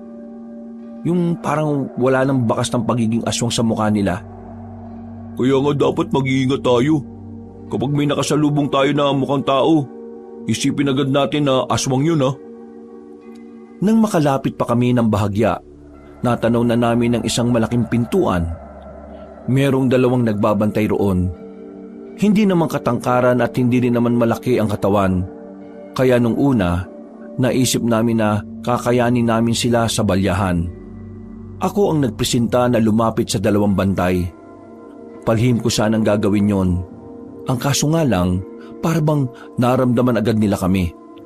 Tumingin kasi ang 2 nagbabantay sa kinaroroonan naming 3. Kanya-kanya kaming takip ng bibig lalo na nang mapansing naglalakad na mga yon palapit sa amin. Hilahin natin dito, tapos saka natin birahin. Nang isang dipan na lang ang pagitan, mabilis kaming lumabas 3. Sa halip na mahila namin sila, tinaga na lang namin ang itak. Nang matamaan namin yon ay agad naman silang nakapagbago ng anyo. Tinadyakan ni Bitoy ang isang aswang habang iniinda pa nito ang taga sa liig. Ang isang aswang naman ay muling tiniga ni Homer. Bulagta agad ang dalawa.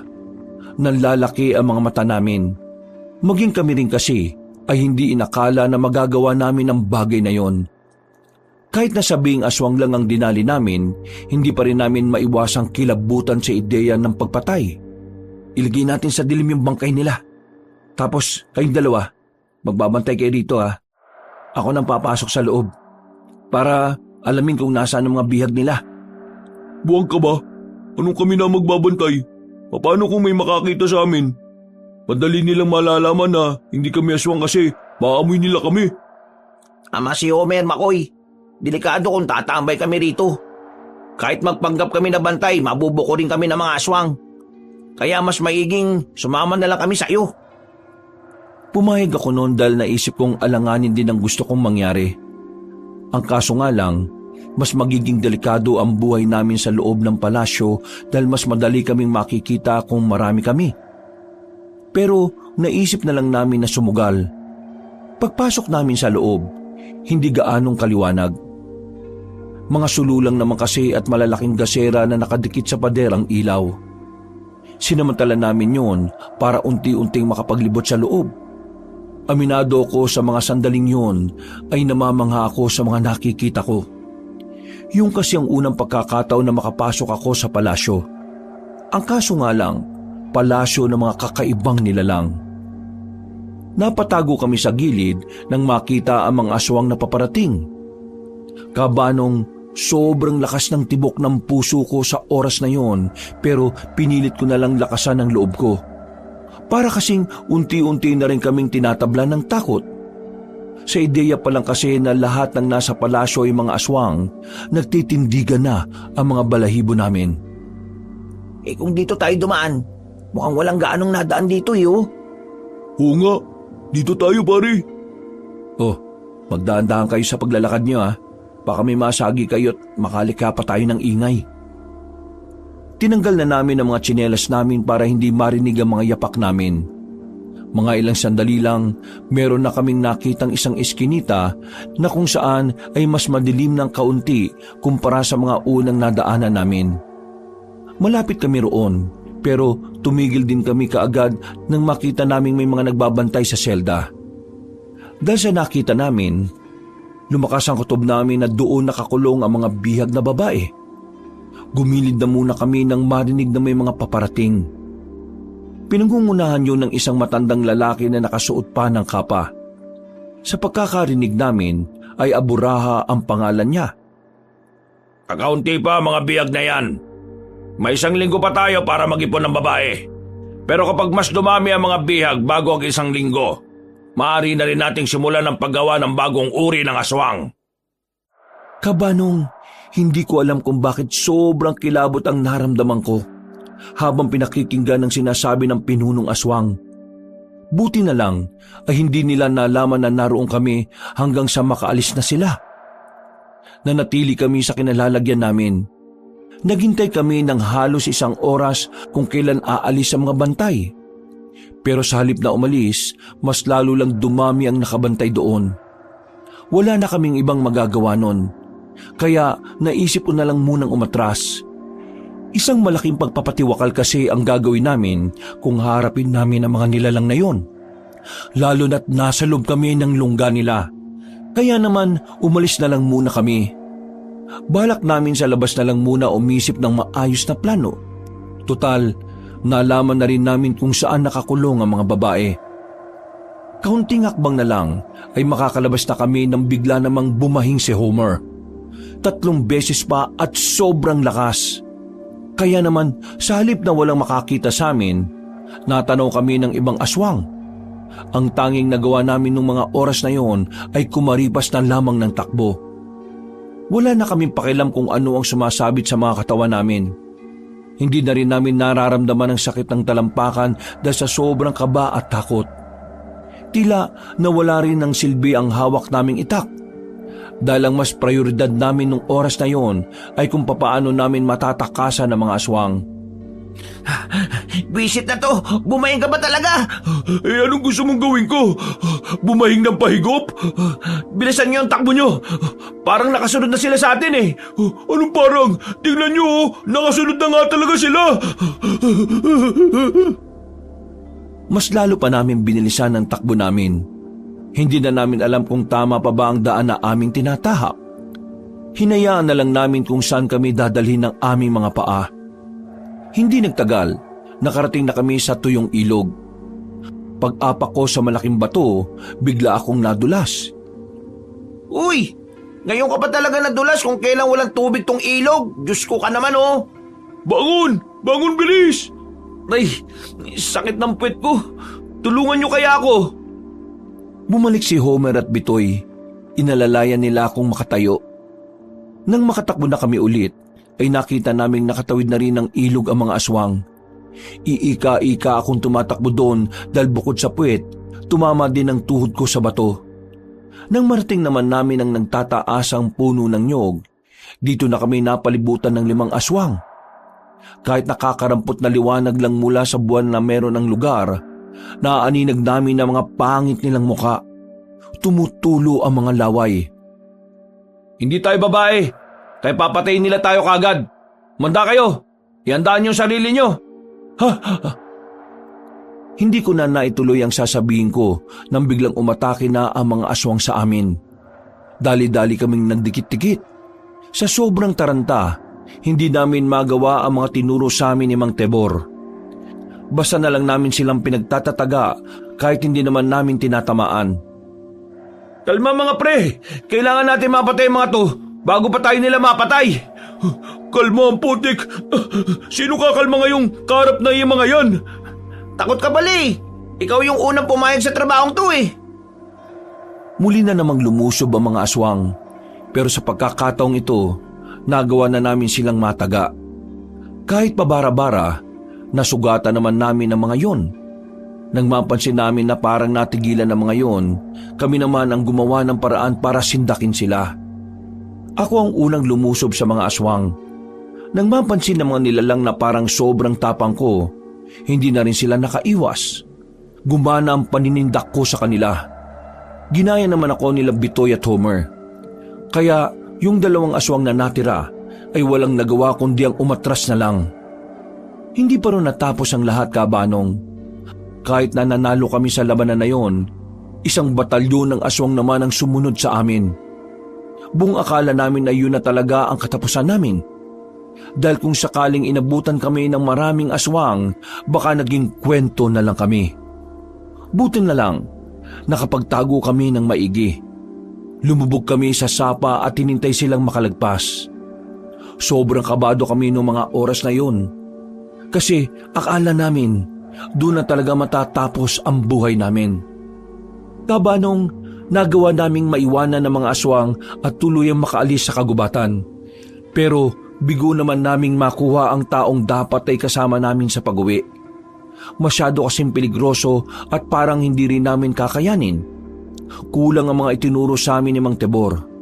Kung dudumugin kami ng isang batalyong aswang. Basang-basa ang suot namin na makabalik na kami sa amin. Pagpasok pa lang namin sa bakuran ni Mang Tebor, sumisigaw na agad si Bitoy. Mang Tibor! Mang Tibor! Kausapin mo kami na maayos! Mang Tibor! Ramdam na ramdam ko ang inis ni Bitoy noong mga oras na yon. Kahit ako rin kasi ay nainis sa nangyari. Unang-una, hindi namin inaasahan na palasyo ng mga aswang ang pupuntahan namin. Pangalawa, hindi totoong hindi sila mababangis at hindi na sila nasisindak kapag marami sila. Pangalawa, wala kaming sapat na sandata para labanan ng mga aswang ng malayuan. Puro itak lang. Itak na hindi rin naman papalag sakaling mapalibutan na kami ng isang damukal na aswang. Pagbukas ng pintuan, Bakit naman nagsisigaw kayo? Anong oras na Ang takabalik na pala kayo. Nasaan ang anak ko? Sinabi mo sa amin, hindi mababangis sa mga aswang. Pero kanina, munti ka na kaming mamatay. Akala namin simpleng lugar lang ng mga aswang ang daratnan namin eh. Hindi yung baryo eh. Palasyo yun. Nahirapan kaming pasukin at nahirapan din kami lumabas. Palasyo ng mga aswang? Oo, Mang Tibor. Walang baryo. Palasyo meron. At hindi sila kakaunti Ang dami nila. Anong laban namin sa kanila kung 3 lang kami? At hindi naman kami biyasa sa ganitong pinagagawa nyo eh. Tinanggap namin ito kasi akala namin mga sisiw lang silang kalabanin. Pero kanina, para kaming nakikipaglaban sa mga gutom na leon eh. Mang Tibor naman, bakit ba hindi niyo pa sinabi sa amin kung ano yung totoo? Papalag naman kami, basta mapaghandaan lang namin. Delikado na nga yung pinasok namin, mas lalo pang naging delikado kasi kulang ang impormasyon na meron kami. Kung ano ang mga sinabi ko sa inyo, yun lang din ang nalalaman ko. Kaya, Oo nga, naroon na tayo, na yun lang ang nalalaman nyo. Ang kaso, ang problema natin dito, yung nalalaman nyo ay parang masyado ng luma. Wala ka bang nalalaman tungkol sa kasalukuyang estado ng mga aswang? Kasi mukhang ang layo na ng sinabi nyo sa nangyari sa amin kanini. hindi sila nasisindak, Mang Tibor. Baka yung sinabi mong aswang yung mga aswang nung panahon mo pa. Pasensya na. Hindi ko inakala na malaki na pala yung pinagbago nila. Sa tagal ng panahon, malamang sa malamang, nagbabago rin ang mga kagaya nila. Lalo na kung meron silang mga binabalak na masama sa mga tao. Hindi naman sila maglalakas loob na gumawa ng masama kung alam nilang hindi sila mababangis eh. Ayoko na rito, Mang Tibor. Pasensya na talaga ha. Kahit wag mo na kaming bayaran. Basta wag lang kaming mamatay. Ayos na ako ron. Teka, makinig muna kayo. Alam ko kung ano yung pwede niyong gamitin para matapatan niyo yung mga aswang na yon. Ano na naman yan? Ipapairam ko sa inyo yung mga anting-anting ko. Oh, kita mo na? May ganyan ka pala. Bakit hindi mo agad binigay sa amin nung bago kami umalis? Kung binigay mo sana sa amin kaagad yan baka nabawi pa namin kaagad yung anak nyo. Pambihira naman talaga Bakit naman di mo kaagad sinabi, Mang Tibor? Hayaan niyo muna kasi ako magpaliwanag. Masyado kayong nadadala ng emosyon Pakinggan niyo muna ako. O sige, makikinig kami. Hindi ko kagad sinabi sa inyong tungkol sa anting-anting dahil kailangan ko pang buhayin ulit ang diwa nito. At ilang araw ang kailangan kong gugulin para dito. Kung sinabi ko kagad sa inyong tungkol sa anting-anting, baka una pa lang umayaw na kayo dahil alam kong ang anting-anting lang ang aasahan ninyo. Isa pa, hindi ko naman agad pwedeng ibigay sa inyo ito. Lalo na kung hindi pa buo ang diwa ng mga anting-anting. Makakasama lang sa katawan ninyo kapag ginamit nyo kagad. Basta ako, ayoko na. Kahit may anting-anting pa, ayoko na. Ang hirap na magtiwala, Mang Tibor. Pakiramdam ko, sinubukan mo lang kami para magkaroon ka ng impormasyon sa mga aswang Ayoko na, suko na ako rito. Mang Tibor, pasensya na pero ayoko na rin. Nauna nang naglakad ang dalawa kong kaibigan. Naiwan ako habang nakatingin sa mangyak-yak na matanda na si Mang Tibor. Naawa ko sa kanya pero dahil sa dinanas namin, nakakaramdam pa rin ako ng inis. Pakiramdam kasi namin na hindi niya kami pinagkatiwalaan. Mahina ang tingin niya sa amin kaya sinabi niyang aasa lang kami sa anting-anting na dapat yun naman talaga ang una naming sandata. Pasensya na, Mang Tibor pero mas mainam yata na ipagawa niyo na lang itong gusto niyo sa mas nakakaalam.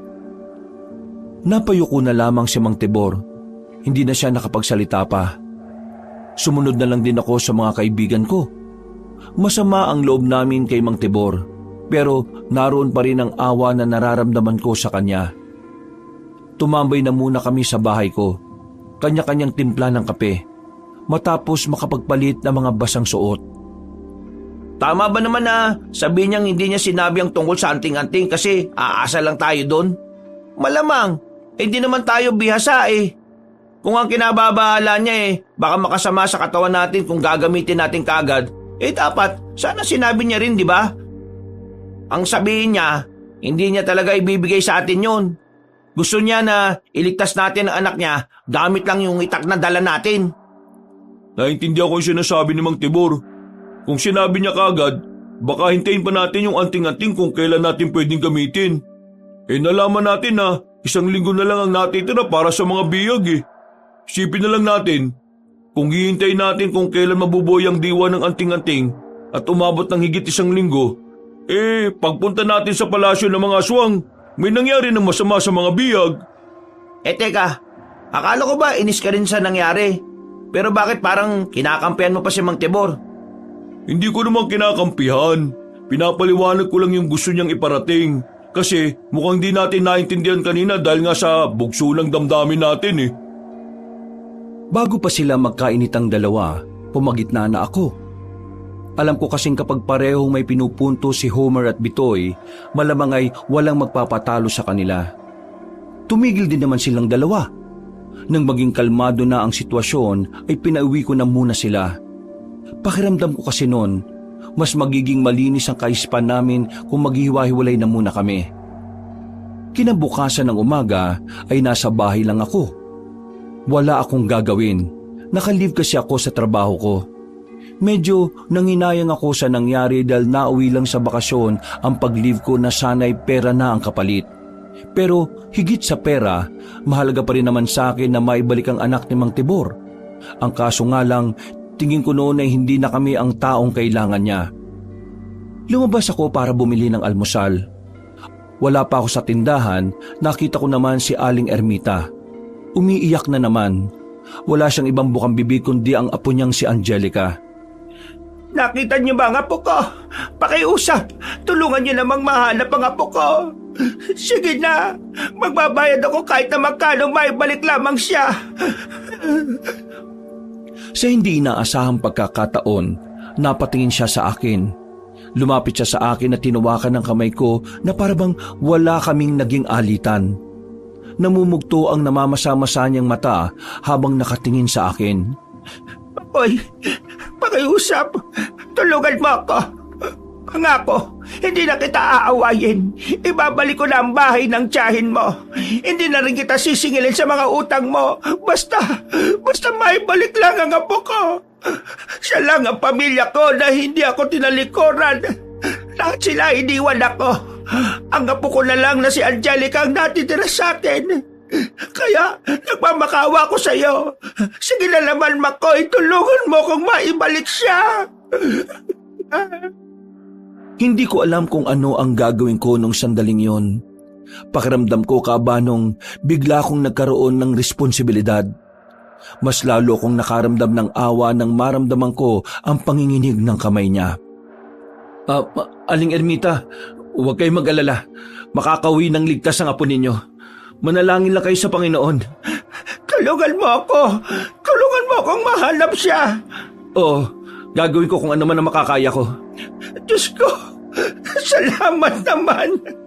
Ang dami kong nilapitan pero ikaw lang ang nag-iisang may gusto na maibalik ang apo ko. Maraming salamat talaga, Makoy. Hindi ko alam na ikaw pa ang makakatulong sa akin sa kabila ng mga pinaggagawa ko sa iyo. Saka na natin pag-usapan yung alitan natin, Aling Ermita. Ang mahalaga ngayon, yung apo ninyo. Babalitaan ko na lang kayo kapag nagkaroon na kami ng balita sa kanya. Ngumiti ng malapad si Aling Ermita. Bumakas agad sa mukha niya ang pag-asa. At nung oras na yon, tingin ko ay isa yung senyalis na kailangan kong bumalik kay Mang Tibor.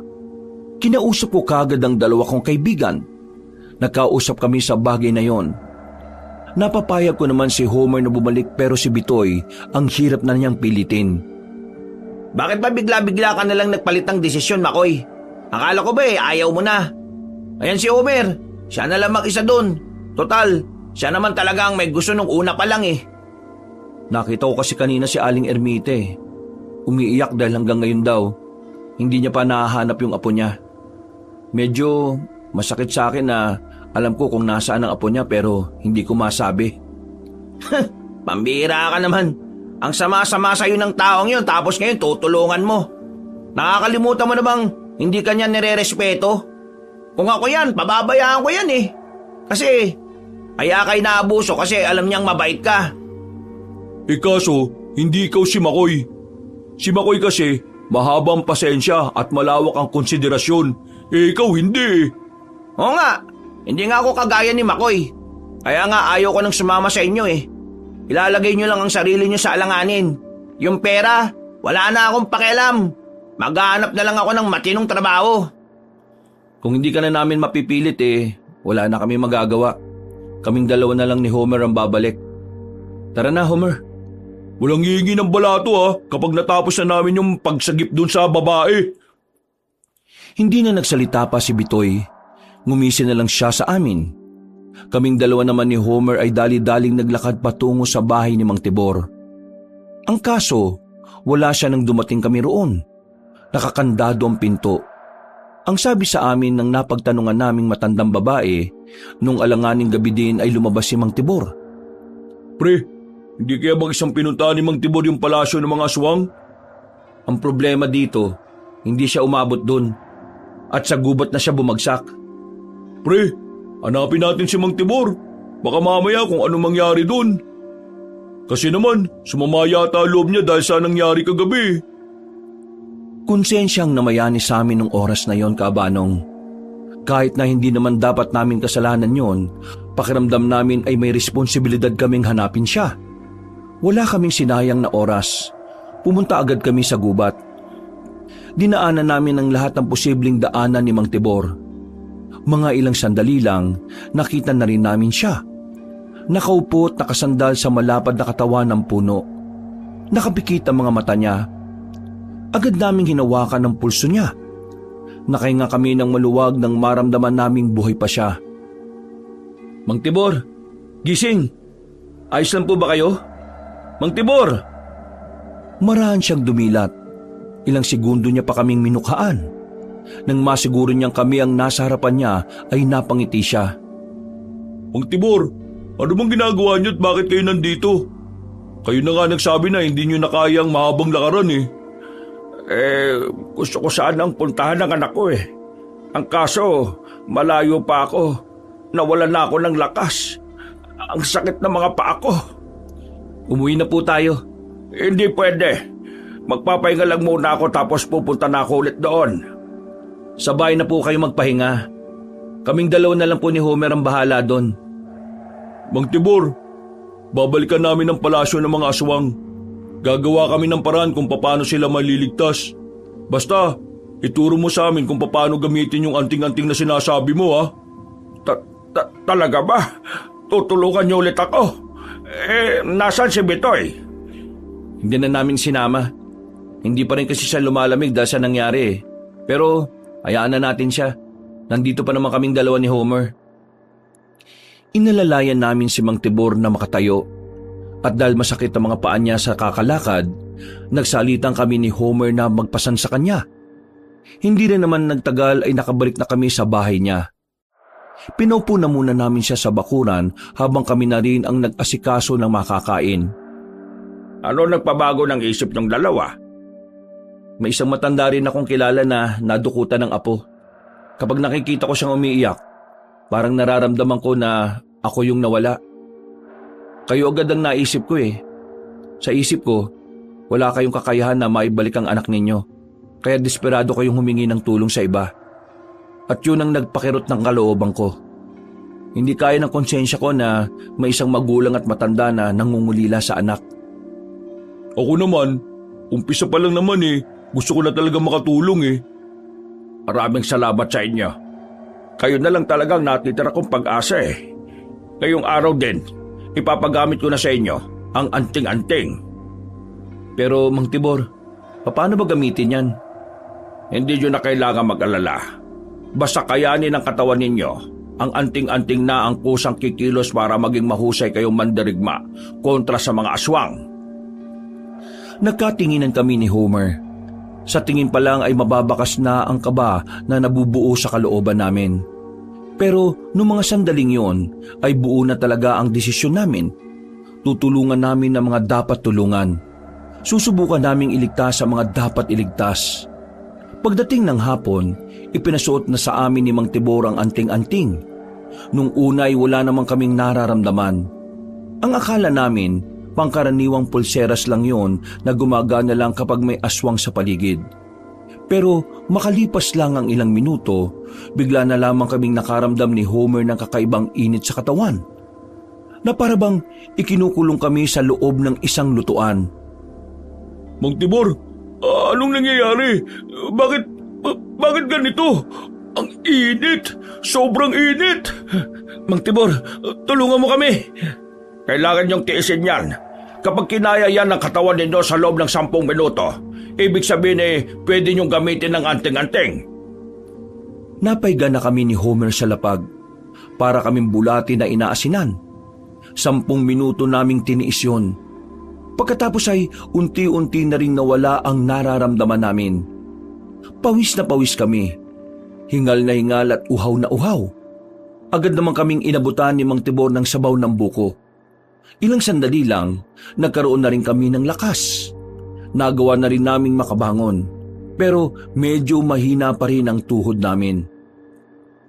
Mang Tibor, akala ko mamamatay na ako eh. Pabira. Pakiramdam ko kanina, yakap ako ni Satanas eh. Sobrang init. Kayong kinaya niyo ang matinding init na yon. Isa lang ang ibig sabihin nito. May kakayahan kayong magamit ang anting-anting na suot ninyo. Sinasabi niyo po ba na merong kapangyarihan tong anting-anting na to? Oo, ang kapangyarihan na nagmumula sa kabutihan. Tanong ko lang Mang Homer, bakit hindi kayong gumamit nito? Ang isang antingero o albularyo kapag matanda na, hindi na kinakaya ang lakas na meron ng anting-anting. Maaari kong kamatay kung gagamitin ko yan kahit mahina na ang katawan ko. Kaya nga kayong napili ko kasi mukhang malalakas naman ang katawan ninyo. At hindi nga ako nagkamali. Kinaya ng katawan ninyo ang kapangyarihan ng anting-anting. Ngayon, ang anting-anting na ang bahala sa inyo. Mga bandang 6:00 ng gabi, tuluyan na kaming nakarecover sa nangyari. Bumalik na rin ang lakas namin. Sobrang gaan sa pakiramdam. Para kaming ipinanganak ulit. Ipikit nyo ang mga mata ninyo. Mag-aalay ako ng dasal na magsisilbing gabay sa inyong paglalakbay. Huminga kayo ng malalim at damhin natin ang Panginoon. Nagdasal kami ng taimtim. Nakatulong ang dasal na iyon para kahit papaano ay mabawasan ang kaba na dinadala namin. Pagkatapos, nagpaalam na rin kami kay Mang Tibor. Anong nararamdaman mo ngayon, pre? Magaan. Sobrang gaan. Parang preskong-presko. Pero may kaunting kaba akong nararamdaman. May kaba nga rin ako eh. Kasi paano kung hindi gumana yung anting-anting?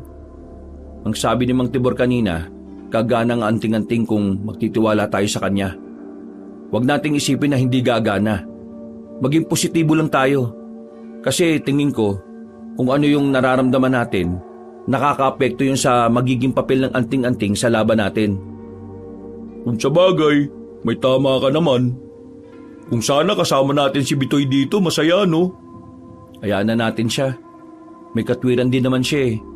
Hindi lang talaga makakapareho mga pananaw natin. Maya-maya lang ay napatigil kami sa nilalakaran namin. Pareho naming narinig ang mga tapak ng paa sa mga tuyong dahon kahit na nasa malayo pa lang yun. Nung oras na yun, pakiramdam ko isa na yun sa kakaibang kakayahan namin dahil sa anting-anting. Ang pagiging matalas ang pandinig. Pre, mga aswang yata. Naamoy mo rin? Oo eh. Ito na yata yung kapangyarihan ng anting-anting. Huwag ka maingay. Maganda na tayo. Nagtago kami sa likuran ng puno. Habang palakas ng palakas sa mga naririnig naming naglalakad, nararamdaman namin na parang mas lalo kaming nasasabik. Bigla na lang nawala ang kaba. Napalitan na ito ng kaganahan. Hindi nga nagtagal, dumaan na ang mga aswang. Lumabas naman kami agad ni Homer. Dali-dali namin pinagtatataga ang mga aswang na yon. Maging kami ay nagulat din sa kakaibang bilis na nagagawa namin. Para kami mga ninja sa pelikula. Pre, ayos to ah. Parang hindi na tayo tao. Huwag kang maging kampante. Meron pa tayong kalaban oh. Nang umatake ulit ang mga aswang, ay sinabayan namin sila. Binasiwas namin ang itak. Bawat kilos namin ay tila kalkulado. Totoo ang sinasabi ni Mang Tibor. Parang ang anting-anting na ang kusang nagpapagalaw ng katawan namin. Makalipas lang ang 5 minuto, bagsak na ang mga aswang. Walang natira sa 6 na nakasagupa namin. Pero hindi pa rin kami naging kampante. Alam namin na maaaring ang mga aswang na yon ay baka mababang uri lang.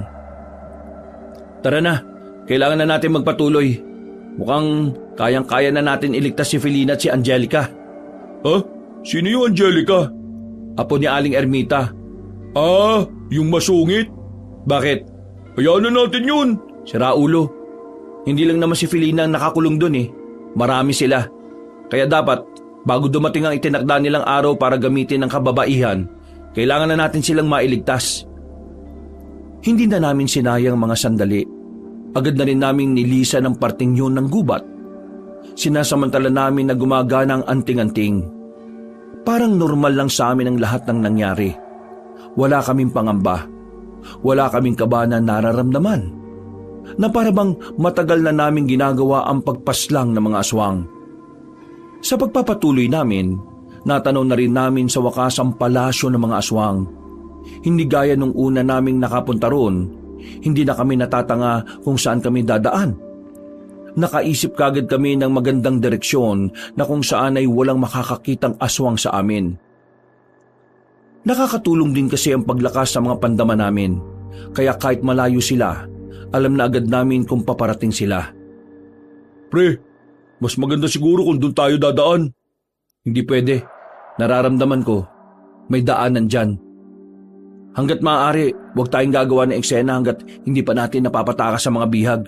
Ay, oo nga pala. Paano pala natin ilalabas yung mga biyag doon kung gano'n sila karami? Oo nga no. Mahirapan tayo sa dami nila. Imposibleng walang mag-iingay. Di bale, may naisip na akong paraan. Ikaw ang magliligtas sa kanila. Habang ako naman, guguluhin ko yung mga aswang para nasa akin lang yung atensyon nila. Sigurado ka ba sa sinasabi mo? Delikado yan, pre. Alam kong delikado, pero wala naman na tayong ibang magagawa eh. Kung sasama ako sa inyo, matutuon lang sa atin ang lahat ng atensyon nila. O sige, basta ipangako mo sa akin makakasunod ka sa amin ha. Mag-ooras ako. Kailangan 3 minuto lang, wala na kayo sa palasyo. Gawin mo ang lahat na makakaya mo para makaalis kagad kayo. Kapag tapos na ang 3 minuto, saka ako susunod sa inyo. O sige, copy. Habang wala pang aswang sa daraanan namin, ay sinamantala na namin yun. Mabilis kaming tumakbo at nakapasok sa loob ng palasyo. Marami ang bantay sa harapan, kaya naghanap na muna kami ng ibang mapapasukan. Medyo nahirapan kami makapasok ng mga sandaling yon. Siguro dahil sa nangyari nung unang beses kaming nagpunta roon. Kaya hinintay talaga namin na mawala sila. Nang makakuha na ng magandang tiyempo, mabilis naming tinakbo ang direksyon na yon patungo sa kulungan ng mga kababaihan. Nang makarating kami roon, ay naabutan namin ng 2 aswang na nagbabantay. Hindi na kami nagsayang ng oras. Agad naming pinaslang ang 2 para hindi makagawa pa ng kahit na anong ingay. Shh! Huwag kayong maingay. Ililigtas namin kayo. Pakawalan niyo kami rito, pakiusap. Ikaw ba yung anak ni Mang Tebor? Oo, ako nga. Kaya pakiusap, pakawalan niyo kami. Ayaw namin maging parausan ng mga aswang. O kalma, huwag kayong maingay. Sasamahan kayo ni Homer para makaalis. Homer, sirain na natin yung mga kandado. Dahil sa lakas na meron ng anting-anting, sinira namin ang kandado gamit ang dulo ng itak. Kahit ang babaeng naroon ay nagulat din sa ginawa namin. Pre, gagawin ko yung napag-usapan natin ha. Ikaw nang bahala sa kanila. Oo, mag-iingat ka pre. Mangako ka ha, babalik ka ha. Oo, makakabalik ako. Susunod ako sa inyo. Mabilis kong nilisa ng kulungan. Agad kong hinanap ang parte ng palasyo na kung saan maraming aswang. Nang makakita ko na nagtutumpukan, agad ko silang pinagtatataga. Ginamit ko ang kapangyarihan ng anting-anting kaya hindi pangkaraniwan ang bilis ko. Sa ginawa kong yon, mas dumami ang aswang na nakakakita sa akin. Tumakbo ko papunta sa kabilang direksyon. Nang sa ganon ay hindi nila mamalayan na tumatakas na sila Homer. Wala naman akong naramdamang takot ng mga oras na yon. Parang normal lang sa akin ang lahat. Buwisit ng mga aswang to Parami ng parami. Pero sige, ako lang ang pagtuunan nyo. Makakaalis na sila. Tumingin ako sa relo ko. 1 minuto pa lang ang nakalilipas, kaya kailangan ko pang libangin ang mga aswang na naroon. Nang muli ako makipaglaban sa kanila, ay nagulat ako nang bigla silang tumigil. Dumating na palang tinuturing nilang hari, ang matandang aswang na si Aburaha. Sino ka? At bakit ang lakas ng loob mong pasukin ang kaharian ko? Hindi na malaga sa akin kung sino ako. Ang malaga, nandito ako para ubusin ko kayong lahat. Hindi ka dapat nagsasalita ng tapos, bata. Baka nakakalimutan mong nag-iisa ka lang at sandamukal na aswang ang narito sa palasyong ito. Hindi ko nakakalimutan yon. Alam kong maraming aswang dito. Kaya nga ako nandito kasi dito mas marami ako mapapaslang na kagaya ninyo. Kung inaakala mong makakalayo ang mga pinatakas ninyo, nagkakamali ka. Mga bata, sundan niyo sila! Sa puntong ito ay nakaramdam na ako ng kaba. Hindi ko inaasahan na malalaman agad ni Aburaha ang plano namin ni Homer. Oh, bakit? Nagulat ka? Anong akala mo sa haring namumuno rito, tanga? Alam ko na kaya kayo nandito ay para pigilan ang paggawa namin ng bagong uri ng aswang. Pero binalas kayo dahil una pa lang alam ko na ang gagawin ninyo. Kaya malaking pagkakamali na nagpunta ka rito. Sinubukan mo pang magpakabayani pero wala rin palang mapapala. Mamamatay kang walang nakakaalam. Kahit na ano pang mangyari ngayong gabi, hindi pa rin ako magsisisi na ginawa ko ito. At kung sinusubukan mo akong sindakin, pasensya ka na. Pero wala na sa bokabularyo ko yan. Wala sa bokabularyo? Dahil may suot kang anting-anting. Kapag nawala yan sa kamay mo, tingnan natin kung hindi ka manginig sa takot. Napalunok ako ng lahaway kabanong. Kahit na itanggi ko, kitang-kita ang kaba na nag-ahari sa kalooban ko. Pero ng mga sandaling yon, pinipilit kong hindi lamunin ng takot. Naramdaman ko kasi na parang humihina ang anting-anting kapag nawawalan ako ng pag-asa. Bata ka pa at mukhang wala ka namang alam sa pakikipaglaban sa mga aswang. Napilitan ka lang sigurong gawin ito. Pero kawawa ka ngayon dito. Mapagtatanto mong mas mabuti nang natulog ka na lang sa bahay kesa nagpunta ka rito. Mga bata, patayin niyo ang isang yan! Pinalibutan ako ng mga aswang na naroon. Hinanda ko naman ang sarili ko. Sandali akong pumikit para magsagawa ng matinding konsentrasyon. Pagdilat ko, nasa harapan ko na ang isang aswang.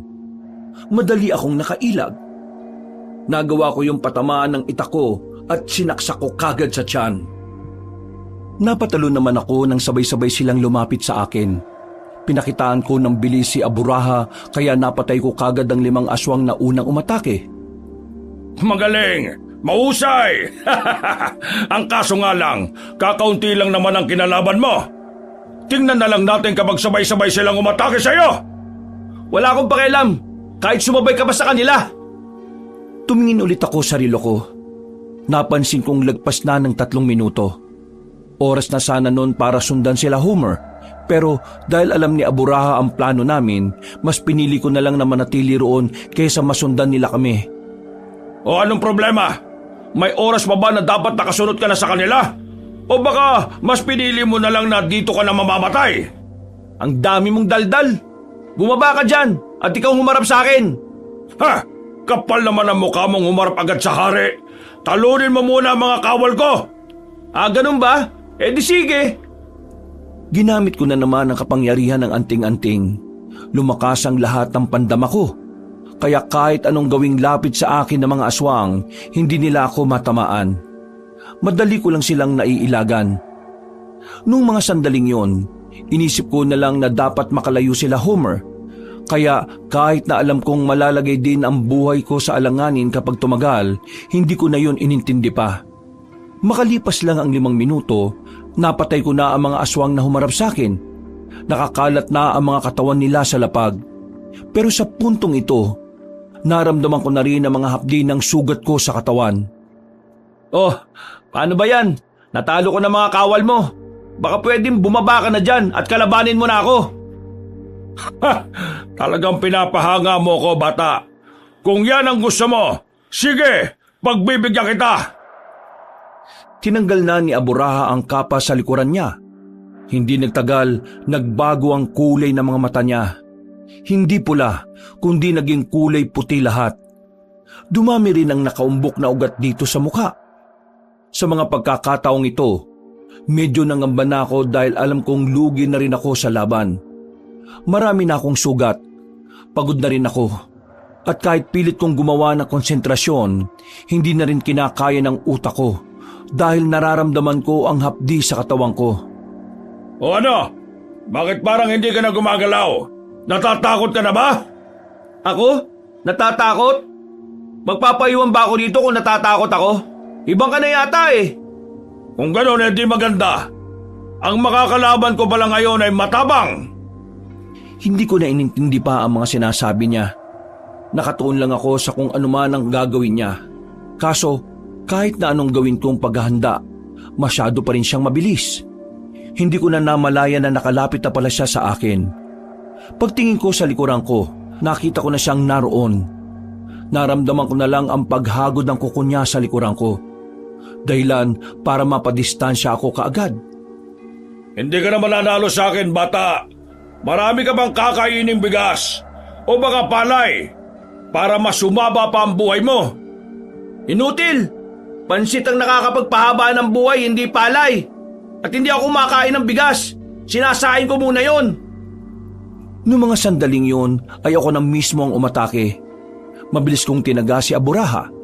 Pero mas mabilis din naman siyang nakailag. Nakita kong iningitian niya lang ako. Nakaramdam ako ng pagkainsulto kaya mas lalo ko pang binilisan ang kilos ko. Pero nadaplisan ko lang siya sa pisngi. Pagsisisihan mong pumasok ka sa lungga ng aswang, bata. At hanggang sa kabilang buhay, magsisisi ka pa rin! Tingnan natin kung sino magsisisi. Akmang aatake na sana ako, pero bigla na lang may bumato na parang hugis lata sa harapan namin. Mga ilang sandali lang, naglabas ng itim na usok ang bagay na yon. Masakit sa ilong, nakakaubo, at masakit din sa mga mata. Nang kumalat na ang usok, naramdaman ko na lang na meron nang humila sa akin. Mabilis sa mga pangyayari. Napapikit lang ako sandali, pero pagdilat ko, wala na ako sa palasyo. Nasa kagubatan na kami. Bitbit ako sa balikat ng isang tao na hindi ko kagad nakilala. Nang makalayo-layo na kami, binaba na niya ako at nagtago na muna kami sa sagingan. Bitoy? Sira ulo ka talaga. Muntik-muntikan ka na talaga. Teka, akala ko ba ayaw mo? At saka bakit ang bilis mo kung naitakas? Tingnan mo to oh. Oh, anting-anting yung nasa kamay mo ah. Pinuntahan ko si Mang Tibor. Nakonsensya ako eh. Hindi ko kaya naisipin na dalawa lang kayo ni Homer ang lalaban. Kaya sumunod ako. Buti na lang may dala akong gamit kahit papano. At buti na lang kamo, naabutan pa kitang buhay. Maraming salamat, Bitoy ah. Ang buong akala ko hindi ka na talaga susunod. Niligtas mo pa ang buhay ko.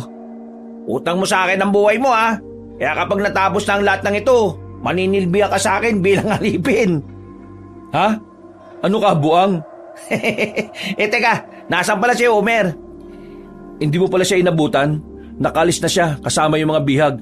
Naroon na rin si Felina at Angelica. Ang problema, may mga aswang na sumusunod sa kanila. Kaya nag-aalala rin ako na baka maabutan sila. Tara, sundan natin sila. Nasaan mo sila dumaan? Dun, sa mandang yun. Kaya mo naman tumakbo? Oo naman. Bigla mo lang talaga akong binitbit Malamang. Para mas madali tayong makalis doon. Tumakbo kami ng mabilis ni Bitoy sa pagbabaka sakaling maabutan namin sila Homer.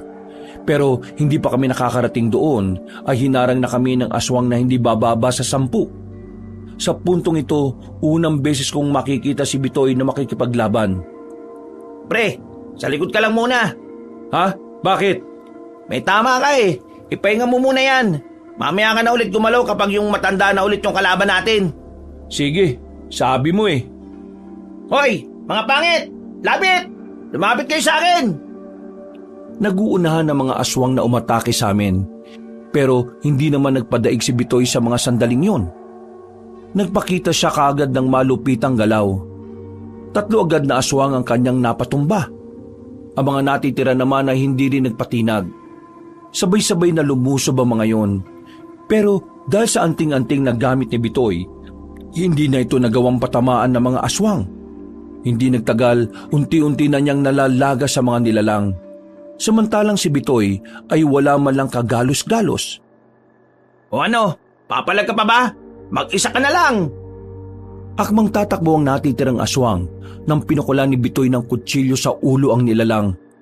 Nadapa naman kagad yon at sandaling nangisay. O pre, tara na.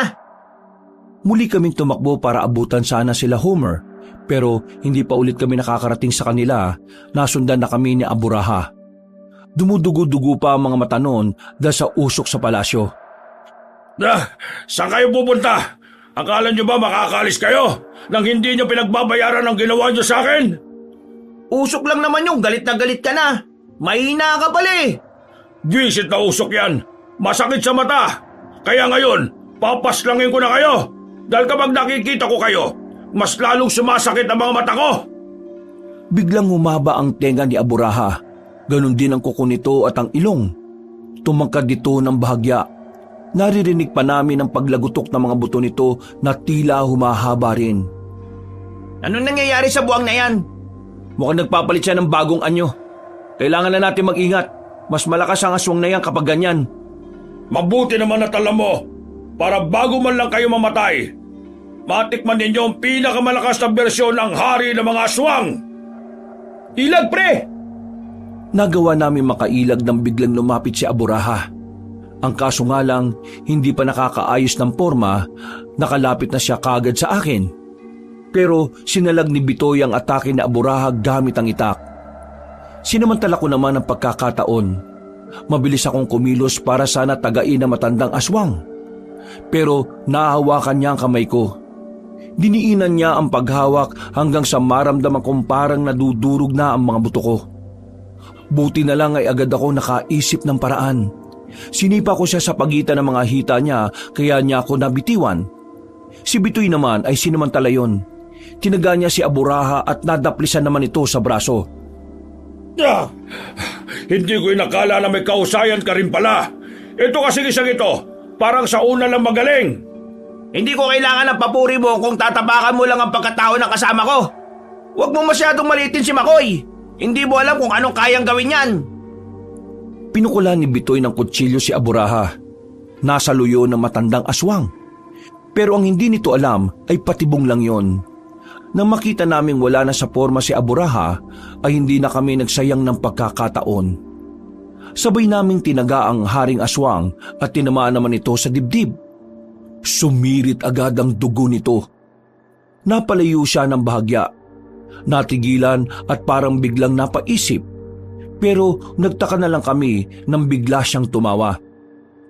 Anong nakakatawa? Anong nakakatawa? Natatawa ako kasi hindi ko maramdaman ang ginawa ninyo. Hindi mo maramdaman? Huwag mo kaming lokohin, no? Hindi nyo malambay na alam kung anong abilidad ang hari ng mga aswang? Pumunta agad kayo rito nang wala kayong ideya kung sino ako? Mga inutil! Bitoy, mukhang hindi siya tinatablan ng itak natin. Humanda kayo sa akin ngayon! Puro ka pagbabanta. Wala ka namang ginagawa ng malala. Napapikit lang kami sandali. Naramdaman na lang namin na nasa likuran namin siya. Muntikan na kaming hindi makahinga sa lakas ng suntok na ginawa niya. Tumilapong kaming dalawa ni Bitoy. Subsub ang mukha namin sa lupa. Hindi pa siya nakontento. Pinagsisisipaan niya pa kami ng malakas hanggang sa mapadapa na nga kami sa lapag. Ang lakas naman ng loob niyong mangarap na matatalo niyo ako. Hanggang dito na lang ang paglalakbay ninyo. Ang susunod niyong paglalakbay ay ang papunta sa itinuturing niyong langit. Dinakma niya ako sa kwelyo at patabog na ibinagsak sa lapag. Si Bitoy naman ay dinakma niya rin at sinampal ng malakas. Sino kaya sa inyo ang magandang unahin? Tingin ko, ikaw. Ikaw ang huling dumating eh. Gawin mo na yung makakaya mo. Hindi yung dami mong pang sinasabi. Ipinikit ko na ang mga mata ko. Gumawa ako ng matinding konsentrasyon. Sinubukan kong kumonekta sa kapangyarihan ng anting-anting. Pagdilat ko, biglang nagkaroon ng kakaibang lakas ang katawan ko. Parang bumalik sa dati ang lakas ko. Pagtayo ko, binangga ko si Aburaha para pigilan siya sa gagawin niya kay Bitoy. Nang mabalandra ko siya, ay umibabaw ako sa kanya. Pinagsasasapa ko siya ng marami. Nagagawa niya akong salagin pero hindi ko siya tinigilan. Dugo na ang buong mukha niya nang magawa niya akong itulak. Wow! Kakaiba ka pre! Ginulat mo naman ako! Magpahinga ka lang muna dyan. Ako naman ang bahala sa isang ito. Ha! Lumakas na naman ang loob mo! Akala mo yata huwag ka nang dumaldal! Nilapitan ko siya kagad matapos kong damputin ang itak. Tinaga ko siya ng maraming beses. Nakasalag lang siya gamit ang braso niya. Nang mukhang hindi na siya makakapalag, ay mabilis siyang tumalon patungo sa sanga ng puno. O bakit? Hindi mo na ba kayang pumalag? Hindi kayang pumalag? Hintayin mo lang! Ipapakita ko sa iyo kung ano talaga ang hinahanap mo! Nakita na lang namin na nangingisay na naman siya.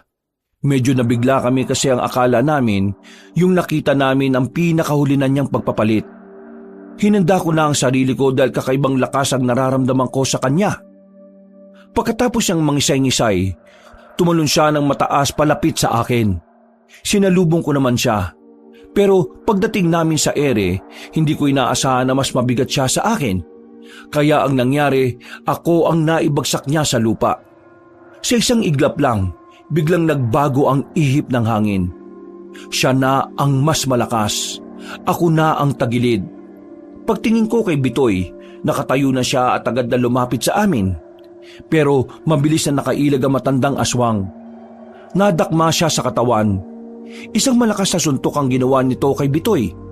Bagsak na naman si Bitoy noong mga sandaling yon. Ako naman ay sinubukan kong makabangon ulit. Pero sa kasamaang palad, pinagsisisipa at pinagbababalibag niya ako. Noong mga sandaling yon, nakita namin si Aburaha na parang naging halimaw na. Hindi na siya nagsasalita. Parang ang tanging tumatakbo na lang sa isipan niya ay paslangin kaming dalawa ni Bitoy. Pre, ginawa na natin lahat! Wag kang susuko! Utal-utal na ako noon habang hawak-hawak ni Aburaha ang buhok ko. Lamog na rin ang mukha ko. Pikit na ang isang mata ko at ramdam ko na rin ang sakit ng buong katawan.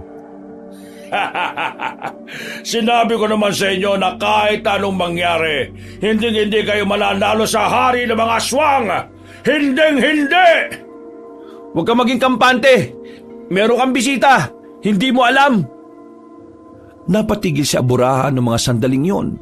Nagulat na lamang siya na may tumarak ng patalim sa ulo niya. Pagtingin namin sa gilid ay naroon na si Homer. Agad naman siyang lumapit sa amin at tinusok ng itak si Aburaha. Bumao ng itak sa tiyan nito. Pero kahit na ganon, ay tila hindi pa rin yung tumatalab sa kanya.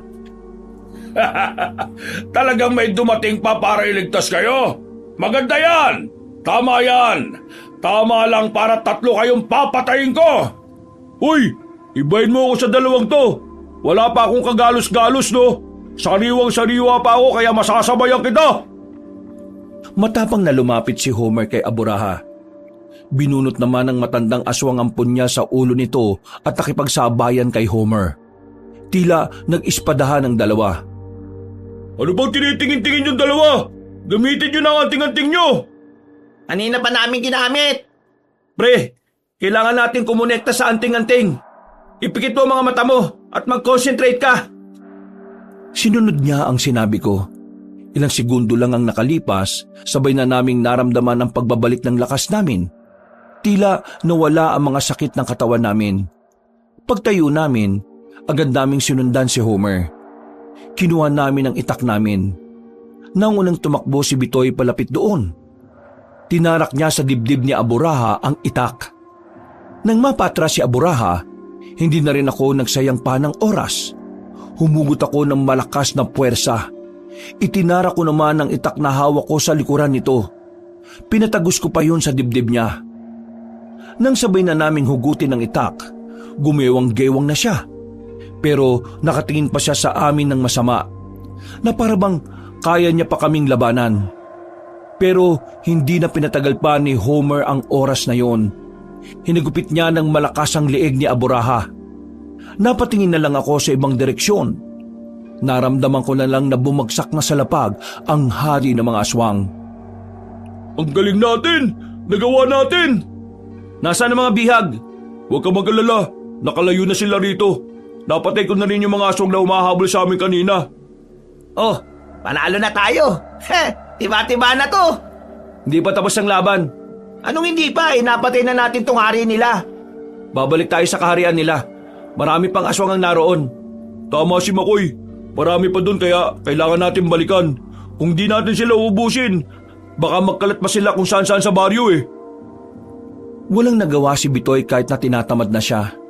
Bumalik pa rin kami sa palasyo ng mga aswang. Marami-rami pa rin kaming inabutan na aswang. Pinagpapapas lang namin ang mga yon. Wala kaming itinira kahit na isa. Pagkatapos, sinunog na rin namin ang buong palasyo. Hindi ko inakala na magagawa natin ang lahat ng ito. Totoo nga sinabi ni Mang Tibor, walang imposible kung maniniwala tayo na kaya natin. Lahat ng ito ay nangyari dahil hindi tayo nawala ng tiwala sa sarili natin at sa anting-anting na dala natin. At higit sa lahat, hindi tayo naghiwa-hiwalay na tatlo. Nagtulong-tulong tayo. Ngayon, kailangan na natin makauwi. Sigurado magiging masaya na si Mang Tibor nito. Nang masiguro na naming wala ng aswang na natira doon, agad na rin naming nilisan ng lugar na yon. Kasama namin ang mga kababaihan nang makalabas na kami ng kagubatan. Kanya-kanya na silang bumalik sa mga lugar nila. Nang makarating naman kami sa baryo namin, saka lamang nagsalita ang anak ni Mang Tibor. Maraming salamat sa tulong ninyo. Kung hindi dahil sa inyo baka naniwala na lang kami na wala ng pag-asa na mabuhay kami. Wala yon. Ginawa lang namin ang nararapat. Isa pa, gusto lang namin na maging masaya rin ang tatay mo. Sobrang mahal ka ni Mang Tibor. Nang mawala ka, hindi na siya mapakali. At ikaw naman, Angelica, puro ka kasi gala Yan tuloy, nadukot ka ng mga aswang. Sa susunod bago gumala, tulong muna sa bahay Napayuko na lamang ang apo ni Aling Ermita. Naglakad na rin kami at tinatid na rin namin si Angelica. Nang makabalik naman kami sa bahay ni Mang Tibor, tuwang-tuwa siya nang makita ang anak. Agad silang nagyakap. Naiyak na lamang si Mang Tibor sa sobrang saya. Akala ko hindi ko na makikita mukha mo anak. Patawarin mo ko. Wala akong kakayahan na mailigtas ka. Wala kang kasalanan, Tay. Alam ko na ginawa mo rin ang makakaya mo para maibalik lang ako. Ngayon, ipinapangako kong hindi na tayo makakalayo pa anak. Matapos silang mag-usap, lumapit naman sa amin si Mang Tibor. Hindi pa rin nawawala ang luha niya na magpasalamat siya sa amin. Niyakap na lang din namin si Mang Tibor. Noong gabing yon, pakiramdam ko yun na ang pinakamasayang oras ng buhay ko. Iba ang pakiramdam na makitang may dalawang taong muling nagkasama dahil sa ginawa namin. Kabanong, hindi na namin tinanggap ang perang binigay ni Mang Tibor. Namasukan na lang kami bilang tagapangalaga ng sakahan nila. At dahil nga roon, mas lalo pang naging malapit ang kalooban namin sa kanilang mag-ama. Si Aling Ermita, kusa na niyang ibinalik sa akin ang bahay ng tiyahin ko. Hindi na rin siya kagaya ng dati. Bumait na siya sa akin at maging sa iba na rin. Mula noon, naging payapa na ang buhay ko, Kabanong. Dahil mula nang mawala na ang mga aswang, naging ligtas na ang lugar namin para sa lahat. Hanggang dito na lang po ang aking kwento, Kabanong. Maraming salamat po sa inyong lahat, mga kabangers. Wakas,